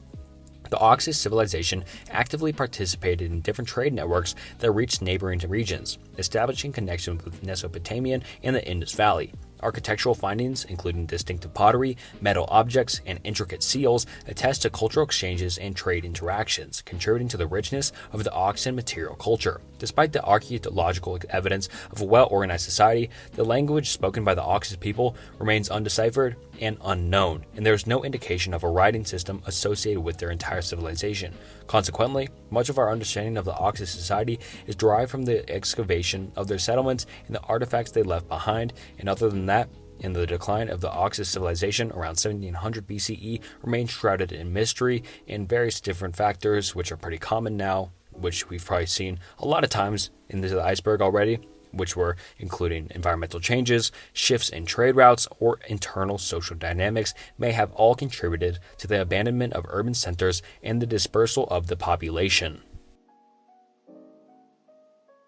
Quimbaya. The Quimbaya civilization, thriving in the central and western regions of present-day Colombia between 300 CE and 1000 CE, represents a remarkable chapter in the pre-Columbian history. Situated in the Andean region, particularly the Cauca River Valley, the Quimbaya people navigated diverse landscapes, including mountains and valleys. Their economy relied on agriculture, cultivating staples like maize, beans, squash, and yams in the fertile soils, employing terraced agriculture to adapt to the monotonous terrain. The Quimbaya are most renowned for their extraordinary skill in metallurgy, especially goldsmithing. Their intricate gold figurines and different artifacts, notably the iconic Quimbaya airplanes with winged features, attest to their remarkable precision and artistic sensibility. These golden creations have become iconic symbols of the Quimbaya culture and showcase their mastery of metal craftsmanship. In addition to their gold work, the Quimbaya produce distinct pottery adorned with geometric patterns and stylized depictions of animals and human figurines. Their material culture, including ceramics and gold artifacts, reflects a keen artistic sensibility and an engagement with symbolism. The Quimbaya civilization actively participated in trade networks, fostering exchange with neighboring cultures and contributing to the cultural diversity of the Andean region. While their social structure and religious practices are not extensively documented or known at all, architectural and archaeological evidence suggests the presence of hierarchical elements and spiritual rituals. The arrival of Spanish conquistadors in the early 16th century brought significant changes to the Quimbaya civilization, and the impacts of European diseases, once again, cultural shifts, and the extraction of precious metals played a role in the decline of the indigenous cultures in the region. Dilmun, an ancient and enigmatic civilization, occupied a strategic location in the eastern Arabian Peninsula. With its exact boundaries often debated among scholars, it's not really known where they exactly were, but they have a rough estimate. Recognized as a crucial trade hub, Dilmun facilitated maritime routes connecting Mesopotamia to Indus Valley, Magan, and other regions in the ancient Near East. Its prominence is immortalized in the Epic of Gilgamesh, where Dilmun is portrayed as a parasitical land associated with the quest for eternal life. Agricultural, particularly the cultivation of date palms, was a key aspect of Dilmun's economy, emphasizing the fertility of its land. The people of Dilmun were known for their expertise in irrigation techniques, a crucial skill for sustaining agriculture productivity in such an arid and dry environment. Dilmun's decline remains shrouded in mystery, with factors such as environmental changes, shifts in trade routes, or geopolitical transformations potentially contributing to its disappearance from all historical records. Despite this uncertainty, archaeological excavations, particularly on the island of Bahrain, have unearthed artifacts like cylinder seals, pottery, and burial mounds, which help give us findings and glimpses into their daily life, their trade activities, and the religious symbolism of the people of Dilmun. The mention of Dilmun in ancient texts and its associated with the mythical realm of immortality underscores crucial and historical significance. While the precise details of Dilmun's history may remain elusive, its impact on the trade networks and cultural exchanges and religious exchanges is pretty important. Colchis, situated along the eastern coast of the Black Sea in what is now western Georgia, holds a unique place in both Greek mythology and ancient history. Best known for the destination of Jason and the Argonauts in their quest for the Golden Fleece, Colchis became the mythical realm ruled by King Aeneas, where the legendary fleece was guarded. The tale of the Argonauts, which involves Medea, the daughter of Aeneas, adds a layer of mystique to the region. Despite and beyond its mythological fame, Colchis was a region for significant economic and cultural importance, blessed with fertile soil and gold deposits in its river. So they were really able to be a big part of agriculture, trade, and the extraction of valuable resources. So this was a very important area in the world because it had so much valuable resources. Its strategic location along the Black Sea also made it a center of interest for Greek and Persian influences, often caught in the power struggles between these ancient civilizations. Colchi's historical trajectory involved periods of incorporation into major empires, including the Persian Empire, the Hellenistic Seleucid Empire, and later the Roman and the Byzantine spheres of influence. Archaeological excavations have uncovered evidence of urban centers, fortifications, and burial sites, shedding light on the material culture and the historical developments of the region. During the Roman period, Colchis became part of the Roman Empire and was integrated into the province of Lazium, recognized for its strategic importance as a gateway to the Caucasus. The region underwent further cultural and political transformations later, the spread of Christianity in Colchis contributing to its evolving identity within the religious and the cultural landscape of the Roman Empire. Colchis, with its mythical allure and the historical significance, remains a captivating chapter in the ancient world. Its legacy is woven into the fabric of both myth and history and the very famous Roman Empire. Norte Chico, also known as the Corral Supe civilization, stands as a remarkable testament to the early complexities of societies in the Americas. Flourishing along the central and north-central coast of present-day Peru, Norte Chico emerged around 3500 BCE, making it one of the oldest known civilizations in the Western Hemisphere. The civilization reached its zenith around 3000 BC, leaving behind a legacy of impressive urban centers, with Corral being recognized as one of the oldest cities in the Americas. At the heart of Norte Chico's urban landscape were monumental architectural features, including large platform mounds and a central pyramid. The layout of these urban centers reflects sophisticated planning and construction techniques, suggesting a well-organized and advanced society. Notably, Corral lacked defensive fortifications, challenging traditional assumptions with the necessity of such structures for ancient civilizations. So the lack of the walls and stuff like that kind of showed these were the only civilization in the entire area because they didn't have to defend anyone. Agriculture also played a pivotal role in the Norte Chico's economy, with the cultivation of crops like cotton, beans, squash, and tubers in the fertile river valleys. The civilization also capitalized on the rich marine resources along the Pacific coast, engaging in fishing and maritime activities. Evidence of trade networks indicates interactions with neighboring regions and other Andean cultures. Despite its earlier achievements, Norte Chico experienced a decline around 1800 BCE, and the exact reasons remain subject of inquiry and debate. Proposed factors include environmental changes, alterations in the river courses, or shifts in social dynamics. The study of Norte Chico challenges previous assumptions that advanced civilizations in the Americas only emerged later in Mesoamerica and the Andes, highlighting the complexity and how ancient this civilization was in human history in the Western Hemisphere. Ugarit. Ugarit, positioned on the northern coast of the Mediterranean Sea in what is now Syria, was a prominent city-state during the Bronze Age. Its historical significance lies in its role as a major port and a trading hub, facilitating maritime routes connecting the Aegean, Cyprus, Anatolia, and the Levant. The city thrived economically through extensive trade, dealing in commodities like timber, metals, textiles, and olive oil. Its strategic location contributed to Ugarit's prosperity in the cultural interactions, making it a crucial intermediary in the trade networks of the ancient civilizations. One of the most remarkable archaeological finds at Ugarit was a collection of cuneiform tablets discovered in the royal palace. These tablets, written in the Ugarit script, contain administrative records, economic texts, and literature. The Ugarit texts included the Baal cycle, describing the adventures of the storm god and the Baal, provided invaluable insights into the political, economic, and religious life of the city. Around 1200 BCE, Ugarit faced a catastrophic event, possibly an invasion or a natural disaster, leading to its abandonment. The city was eventually forgotten until its rediscovery in 1928 by French archaeologist Claude Chauffer. Subsequent excavations revealed well-preserved ruins, shedding light on Ugarit's architecture, culture, and historical context. Neo-Hittites. The Neo-Hittite state emerged in Anatolia following the collapse of the Hittite Empire around the 12th century BCE, and we talked about the Hittite Empire a few tiers ago. This collapse created a vacuum, leading to the formation of a smaller political entities collectively known as the Neo-Hittite states. These states, characterized by a fusion of Hittite traditions and influences from neighboring cultures, became prominent during the Late Bronze Age and the Early Iron Age, lasting from the 12th to the 7th centuries BCE. The political landscape of the Neo-Hittite states was diverse, consisting of city-states or small kingdoms, each governed by local rulers or kings. Notable among these states were the Carchemish, Madalite, Malid, Gurgum, and the Carchemish. Despite the collapse of the Hittite Empire, the Neo-Hittite states demonstrated cultural continuity by the use of the Luwian hieroglyphs for inscriptions and incorporated artistic styles reminiscent of their Hittite predecessors.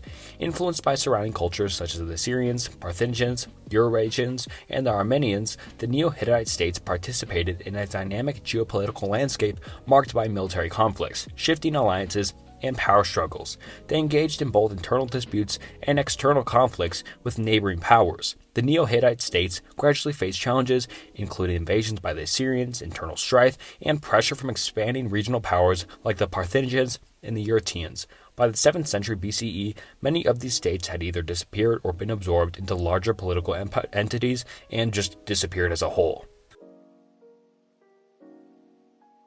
Casas Grandes stands as a testament to the ancient cultures that once flourished in northern Mexico during the medieval period, which was around 1200 to 1450 AD. Situated in the Casas Grandes Valley in Chihuahua, the archaeological site features distinctive multi-storied structures earning it the name Big Houses. These adobe structures, arranged in a planned layout, reflect advanced urban planning and architectural skills. The Casas Grandes culture was characterized by its prominence as a major trading and cultural center, engaged in extensive long-distance trade networks. The site showcased a rich material culture with artifacts such as macaw feathers from Mesoamerica and turquoise from the American Southwest. This connectivity highlights the cultural exchanges and economic interactions that defined the region during its peak occupation in the 14th and 15th centuries. The ceramics of the Casas Grandes are renowned for their quality and artistic expression. Pottery featured intrinsic geometric designs in polychrome decoration, indicating a highly developed artistic tradition within the community.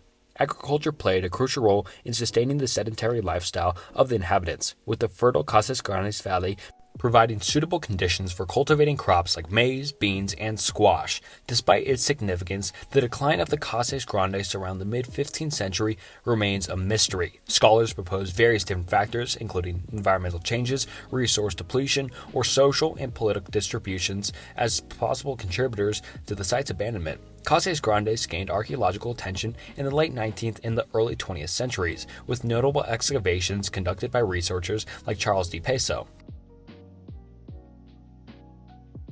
Dong Son. The Dong Son culture, flourishing in northern Vietnam's Red River Delta during the Bronze Age, is renowned for its sophisticated metallurgy, notably the creation of intricate bronze drums. These drums, considered masterpieces of ancient Vietnamese art, reveal the Dong Son's people's advanced metalworking skills.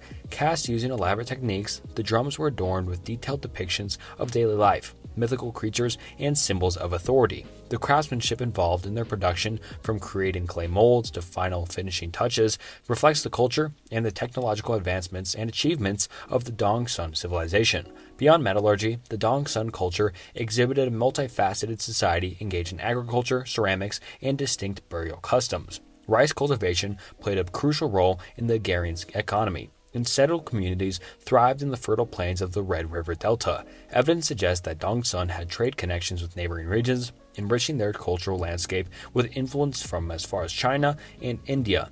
The decline of the Dong Son culture remains somewhat unknown, with proposed factors once again being environmental changes, shifts in trade patterns, or interactions with other neighboring cultures. Despite its eventual decline in the early century CE, the Dong Son culture has left an enduring legacy. The bronze drums, in particular, not only stand as archaeological treasures, but also serve as potent symbols of Vietnamese cultural identity, permeating folklore, literature, and contemporary artistic expressions. Wari. The Wari civilization, flourishing in the central highlands of present-day Peru from 600 to 1000 CE, stands as a testament to the sophistication of pre-Columbian Andean cultures. Centered around the city of Huari in the Ayachucho Valley, the Wari Empire displayed remarkable architectural achievements, featuring well-planned urban areas with multi-story buildings, plazas, and extensive infrastructure. Huari, as the capital, served as the hub for political, economic, and religious activities, showcasing the organizational prowess of the Wari people. Agriculturally, the Wari implemented innovative techniques such as terraced fields, allowing them to cultivate crops in the challenging monotonous terrain. Their ability to sustain a large population contributed to the success and the longevity of the civilization. The Wari are particularly renowned for their distinct artistic style, evident in textile designs, pottery, and intricate metalwork.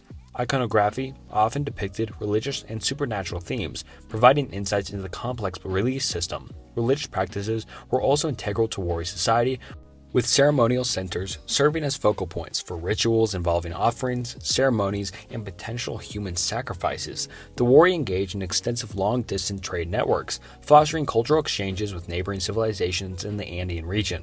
Their influence extended beyond their time, leaving a lasting impact on subsequent cultures, notably the Inca Empire. The decline of the Wari civilization remains a subject of inquiry and debate. Factors such as environmental changes, internal conflicts, and external pressures may have contributed to its collapse.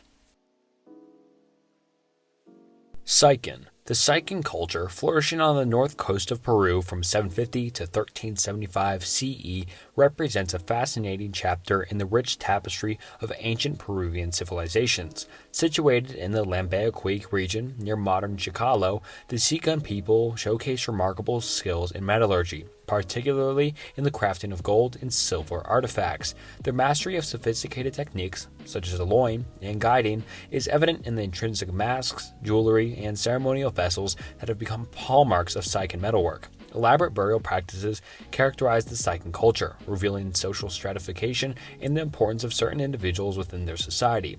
Tombs discovered at Cythian archaeological sites contain individuals adorned with rich grave goods, providing insights into the cultural and religious significance attached to death and the afterlife. Cythian ceremonial centers, notably Baton Grande, played central roles in religious and administrative activities, serving as hubs for ceremonies and rituals. In addition to their metalworking prowess, the Cythian people produced distinctive ceramics featuring symbolic and mythological motifs. The art of the Cythian civilization reflects their religious beliefs and cultural practices, offering glimpses into the narratives that shaped their worldview. The Cythian economy was grounded in agriculture, with efficient irrigation systems supporting the cultivation of crops, particularly maize, in the desert environment. Despite the notable achievements of the Cythian culture, the factors contributing to its decline remain enigmatic and unknown. Environmental changes, social dynamics, and potential external influences may have all played roles in the waning and disappearance of the civilization.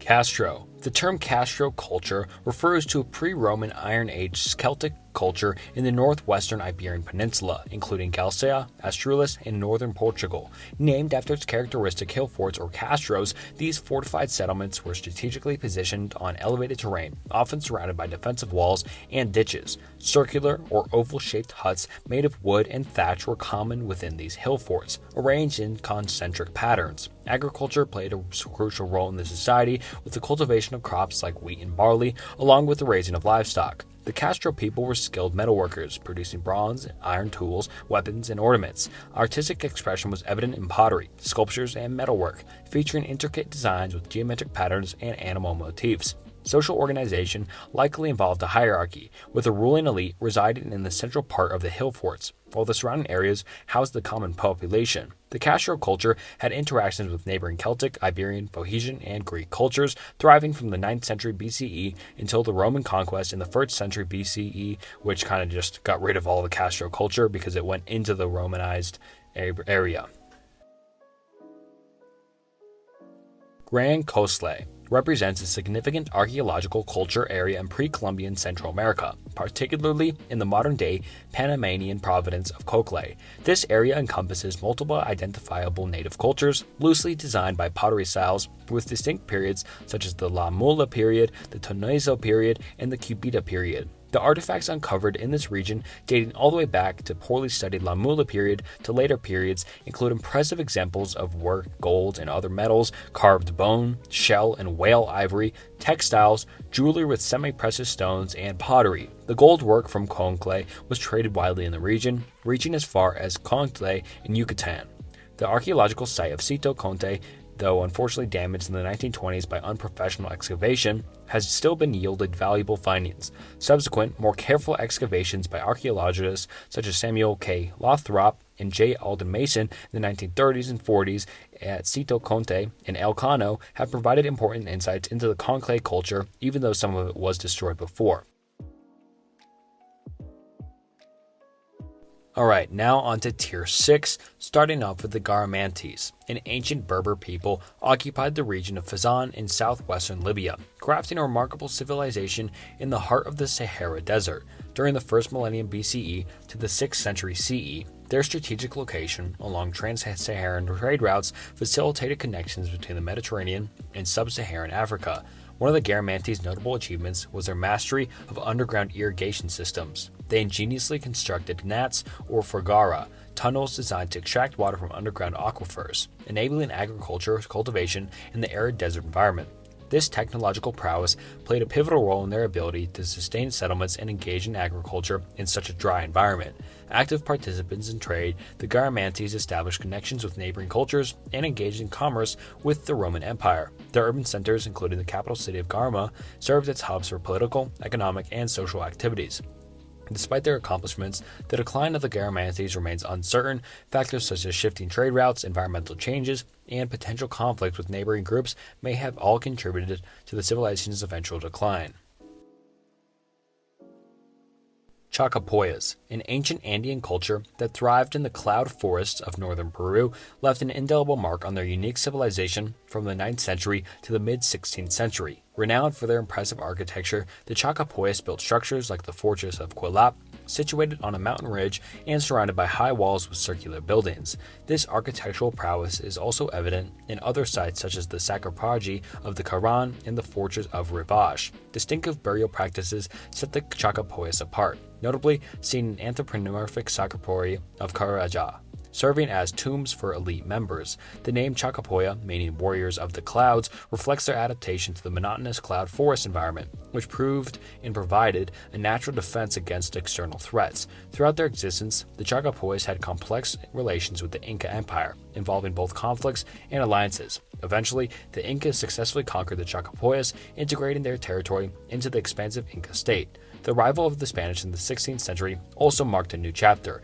as the Chachapoya region faced the challenges of colonization, including demographic decline due to introduced diseases and social upheaval, and today, the archaeological legacy of the Chachapoyas captivates historians and archaeologists. The region of Chachapoyas in northern Peru is home to well-preserved sites that offer insights into the culture and architectural achievements of this fascinating ancient Andean civilization. El Argar. The El Argar civilization, thriving in the southeastern Iberian Peninsula during the 2nd millennium BCE from approximately 2200 to 1550 BCE, is named after the archaeological site of El Argar in Almeria, Spain, characterized by distinct material culture and social organization. El Argar settlements were strategically fortified, often perched on elevated terrain and surrounded by defensive walls, suggesting a need for protection from other cultures or civilizations around it. Social hierarchy was evident in El Argar society, reflected in differentiated burial practices in varying sizes of dwellings. Certain burial contained valuable grave goods, highlighting indications of social stratification. The ceramic tradition of El Argar was marked by unique shapes and painted geometric patterns, showcasing the culture's artistic achievements. Metalworking played a crucial role in El Argar as well, with its civilization demonstrating proficiency in crafting bronze items, including weapons, tools, and ornaments.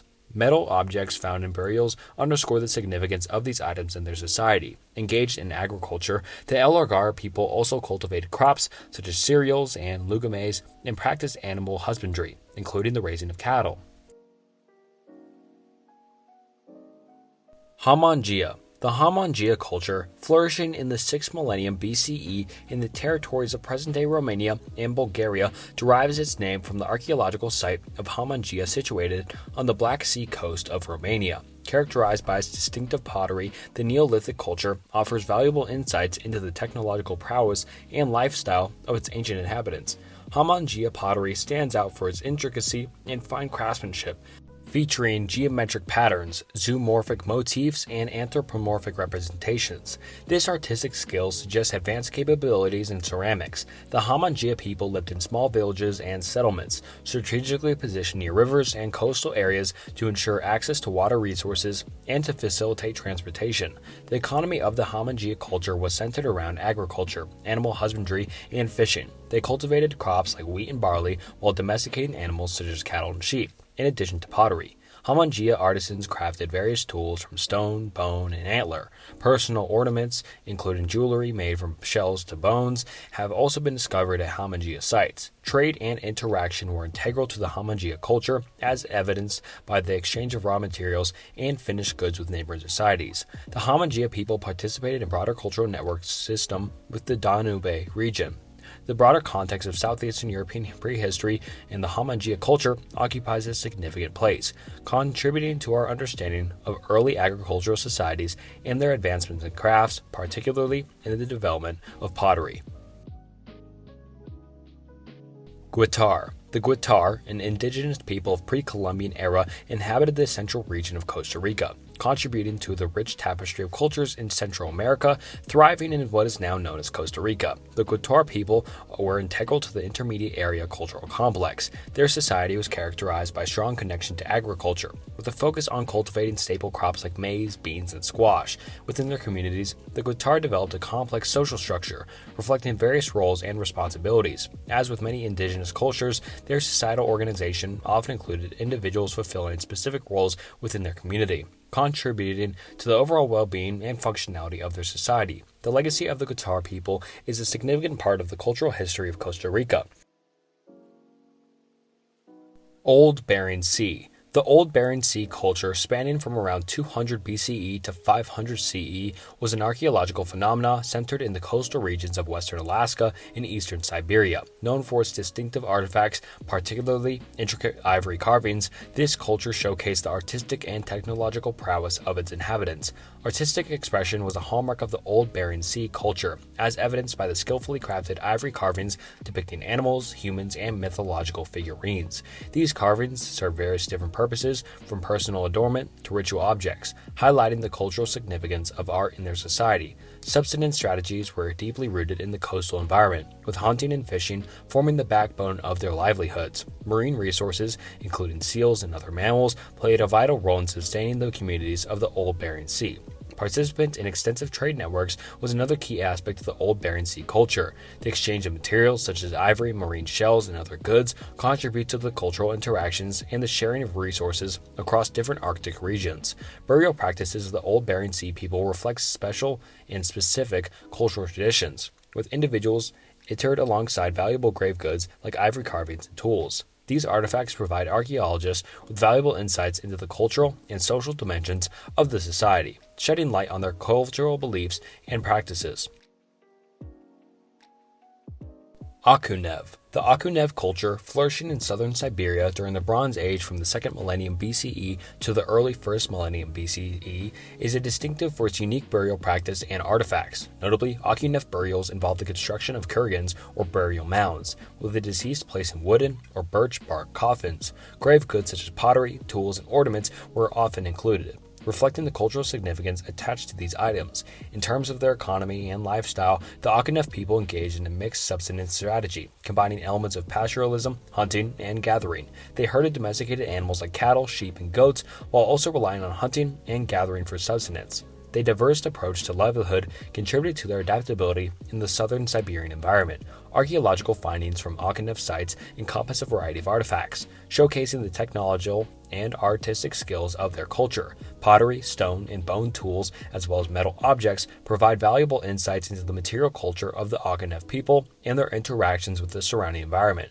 Chronologically, the Ognev culture is part of the broader Andorov cultural complex, which encompasses various Bronze Age cultures in the Eurasian steppe region. The Ognev culture predates more well-known cultures such as the Cythians and the Sarmatians, contributing to our understanding of the cultural evolution in the vast geographical expanse. Archaeological sites associated with the Ognev culture have been unearthed in the Nazca basin of southern Siberia. These sites, ranging from burial grounds to settlements, serve as windows into the daily lives and the practices of the Ognev people. Trialeti. The Trialeti culture, spanning from 3rd to 2nd millennium BCE in the central and eastern South Caucasus, left an indelible mark on the region's prehistory. Named after the Trialeti region in Georgia, this Bronze Age culture is characterized by its fortified settlements strategically perched on elevated sites. Defensive walls and towers at these locations suggest a degree of social organization and perhaps a need for protection.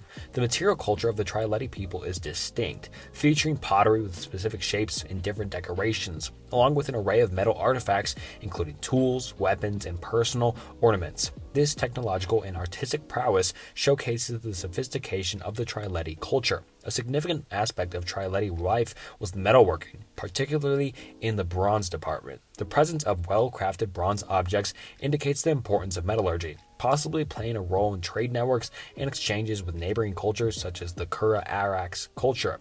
Participation in trade networks is indeed a likely aspect of Trialeti culture, fostering interactions and cultural influences from surrounding civilizations. Terrain Hopewell. The Hopewell culture, known for its prominence during the Middle Woodland period in eastern North America, which was around 100 BCE to 500 CE, just for reference, was characterized by distinctive ceremonial and artistic practices. One of the most notable features of the Hopewell tradition was extensive trade networks that connected various different regions. Materials such as exotic minerals, shells, and other different goods were exchanged over pretty long distances, indicating complex social interactions.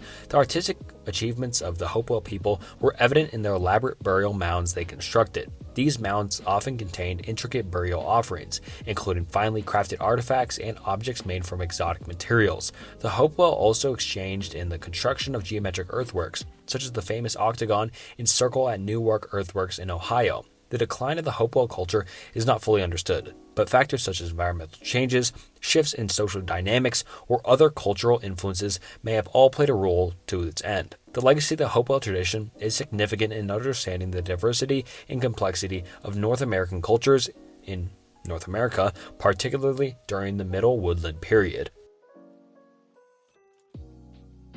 Vinca. The Vinca culture, spanning from approximately 5,700 to 4,500 BCE in the Central and Western Balkans, so these guys were also really old civilization, represents a pivotal Neolithic civilization in Southeast Europe, noted for its well-organized settlements, some evolving into complex urban centers, and Vinca communities exhibited advanced architecture with rectangular houses and public structures. A hallmark of the Vinca culture is its distinctive pottery, adorned with intricate patterns including geometric designs and depictions of different animals and humans in the activities they did. This reflects a highly developed ceramic industry.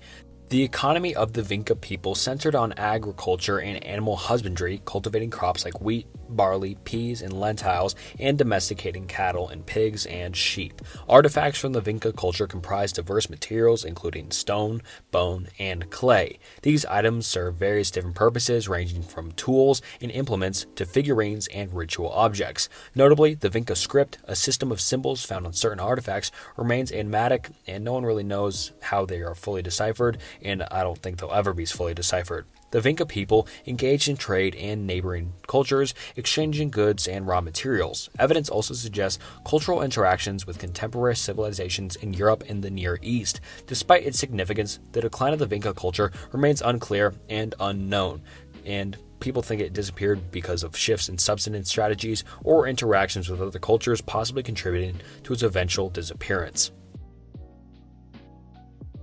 Sicels. The Sicels, an ancient Italic people, left a significant imprint on the history of Sicily. Thought to have migrated from the Italian mainland, possibly regions like Calabria or Apulia, the Sicels settled in eastern and central Sicily, alongside the Scythian and Elamites. Their hilltop villages, fortified for defense, became characteristic of their settlements, reflecting an agricultural and pastoral way of life. Distant in culture, the Sicels were not isolated from the influences of neighboring people, particularly the Greeks. The 8th and 7th century BCE saw interactions and conflicts between the Sicels and Greek colonists, contributing to the blending of cultures. Over time, the Sicels adopted elements of Greek culture and language, leading to a gradual assimilation. The historical references to Sicels can be found in different writings such as those by the Israelites, shedding light on their presence and the interactions in ancient Sicily. As part of the larger tapestry of all of Sicilian history, the Sicels played a role in the island's evolution into a diverse cultural melting pot.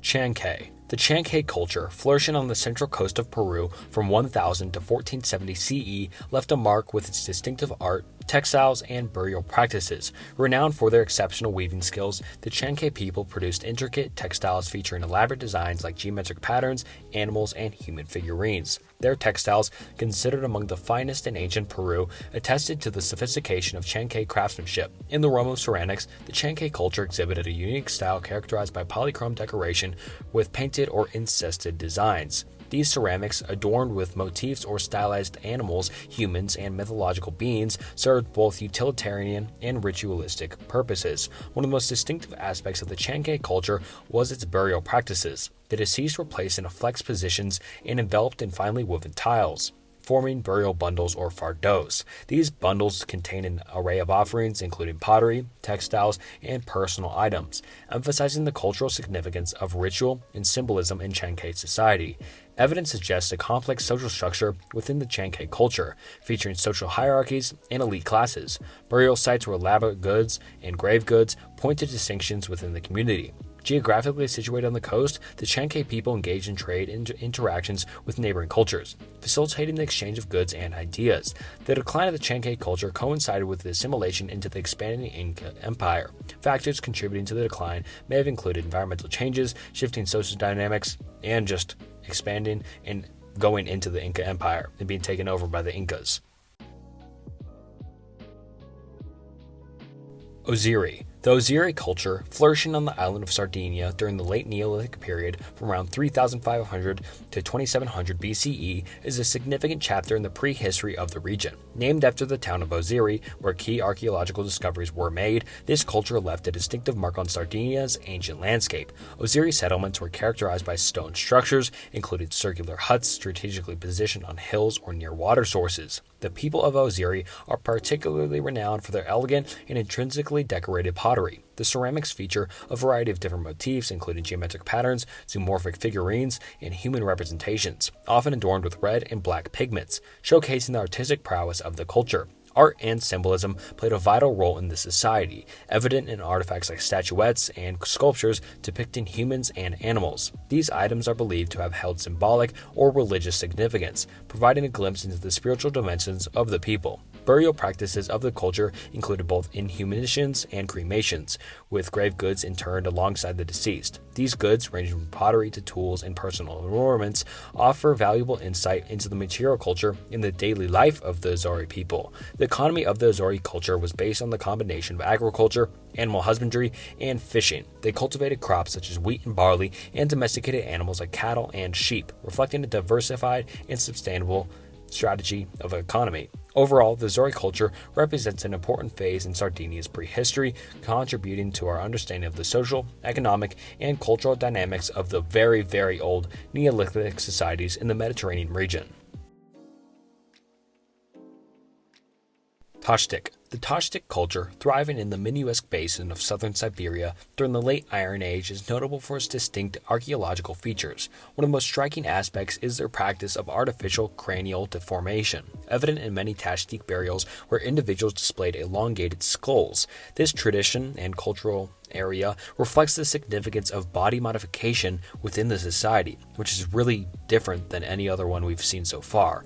In terms of material culture, the Toltec people have left behind a diverse array of artifacts. Their ceramics, adorned with intricate designs, reveal a high level of artistic sophistication. Metal objects, including tools and ornaments, showcase their skill in metallurgy. These artifacts provide glimpses into their daily lives, their craftsmanship, and aesthetic preferences of the Catic culture. The Catic economy was characterized by a combination of nomadic pastoralism and settled agriculture. They herded animals such as sheep, cattle, and horses, while also cultivating crops in the fertile basin. They mixed economic strategy, contributed to their adaptability of the Catic people to their environment.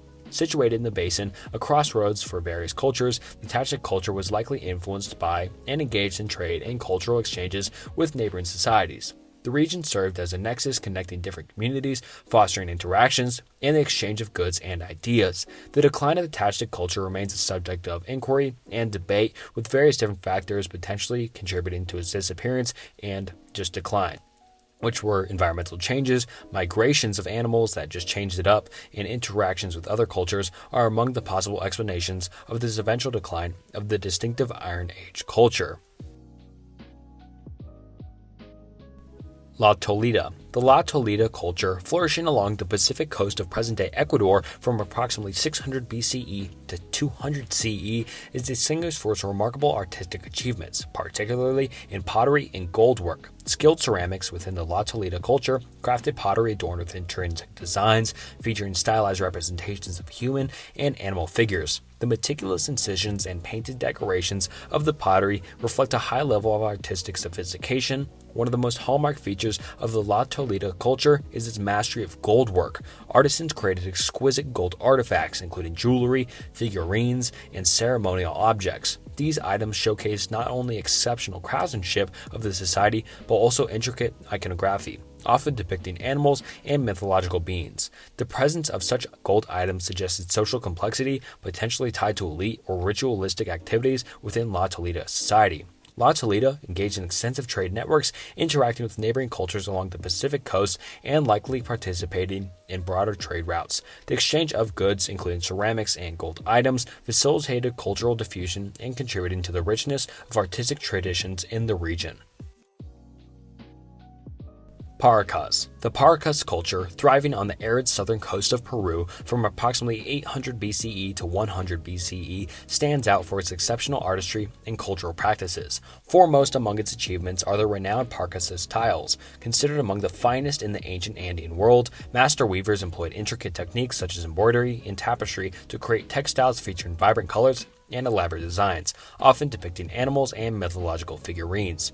Elaborate burial practices are a hallmark of the Paracas culture, with the deceased wrapped in multiple layers of finely woven textiles. These burial bundles serve both practical and symbolic purposes, offering protection to the deceased and acting as significant markers of identity or social status to the dead. Paracas ceramics, characterized by stylized depictions of animals and humans, displayed a high level of craftsmanship. The use of polychrome techniques, employing multiple covers, and enhanced the visual appeal of the pottery.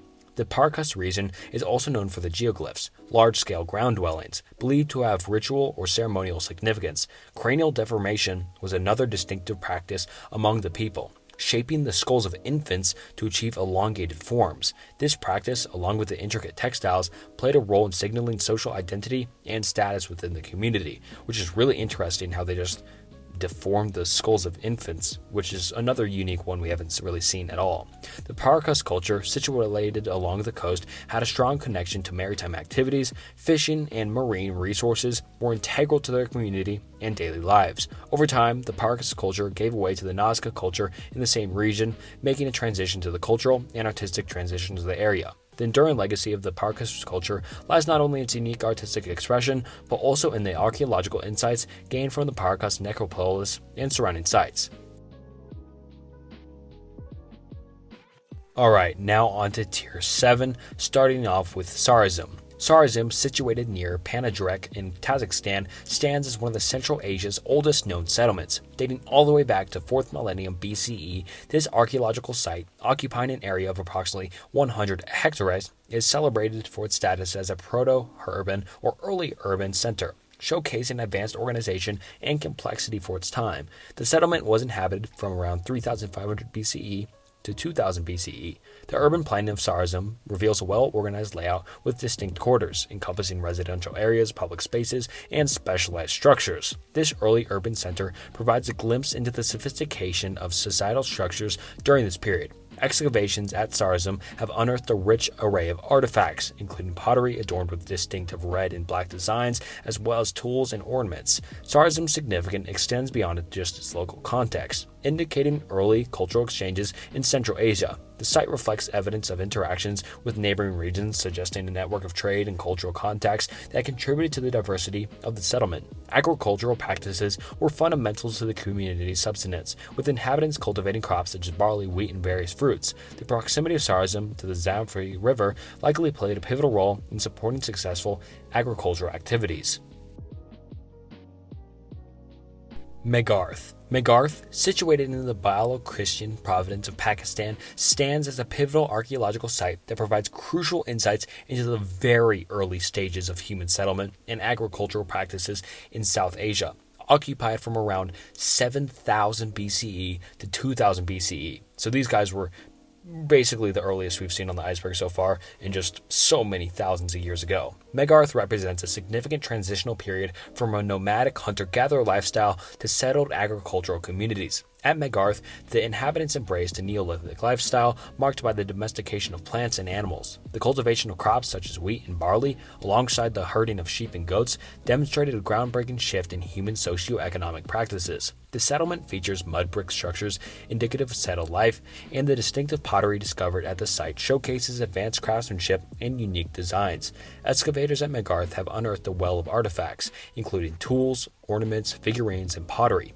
The site's burial practices, characterized by elaborate interments with personal items and adornments, provide valuable glimpses into the social and potentially religious aspects of the community. Megarth also played a role as a hub for trade and cultural exchanges with neighboring regions in the very early stages of human civilization.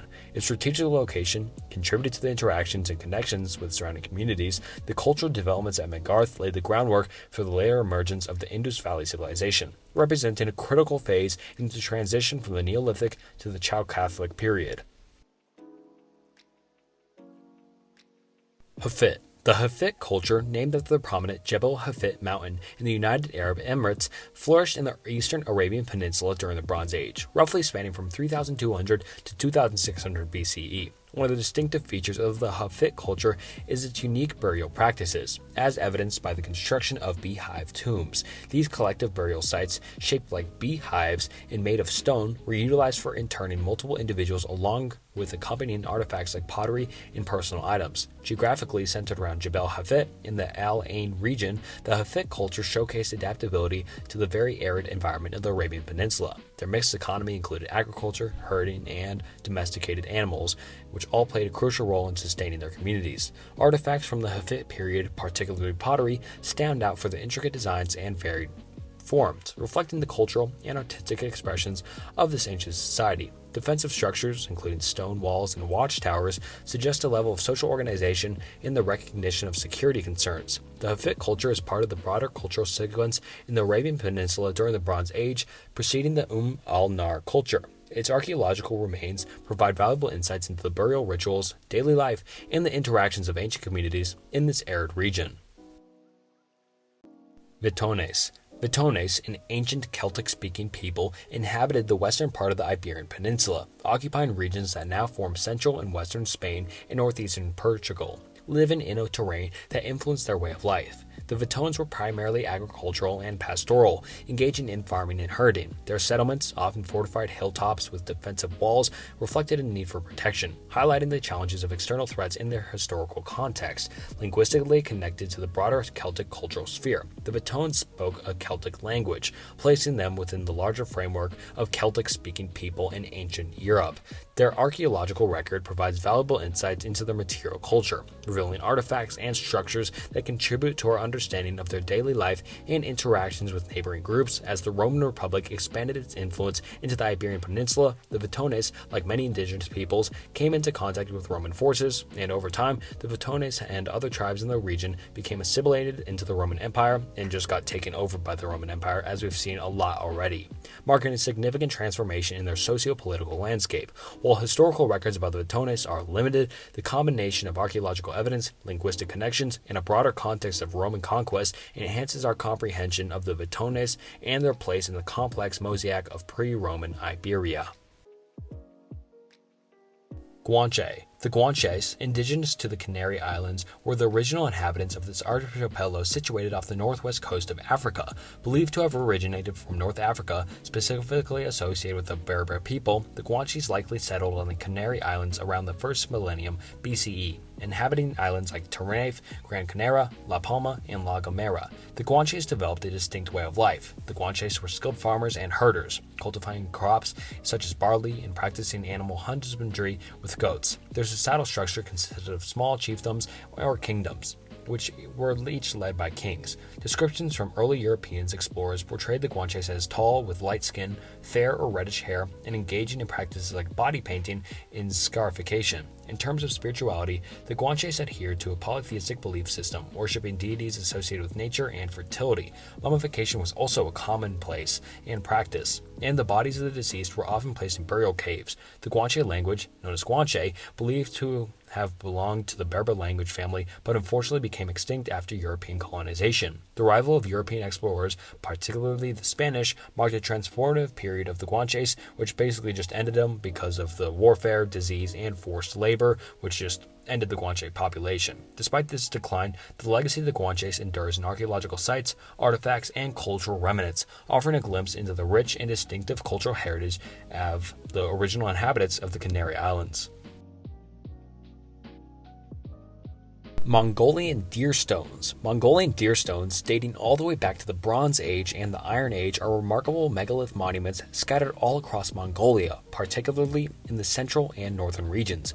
Characterized by their large, upright stones adorned with intricate carvings, the most prominent motifs include stylized depictions of deer, often with elaborate antlers, alongside other symbolic and abstract designs. The purpose and meaning of these stones have been subject of inquiry and debate, with prevailing theories suggesting roles in marking burial sites, serving as ceremonial or religious markers, or commemorating significant events or individuals. Distributed primarily in areas like the Alcorn Valley and the Koskova Province, deer stones form part of larger ceremonial landscapes, often associated with stone circles, rectangular structures, and burial mounds. These configurations hint at the complex and multifaceted roles these monuments played in ancient nomadic cultures. While exact function remains elusive and unknown, the deer stones are invaluable cultural artifacts, reflecting the artistic prowess and spiritual significance of the nomadic communities that once thrived in Mongolia.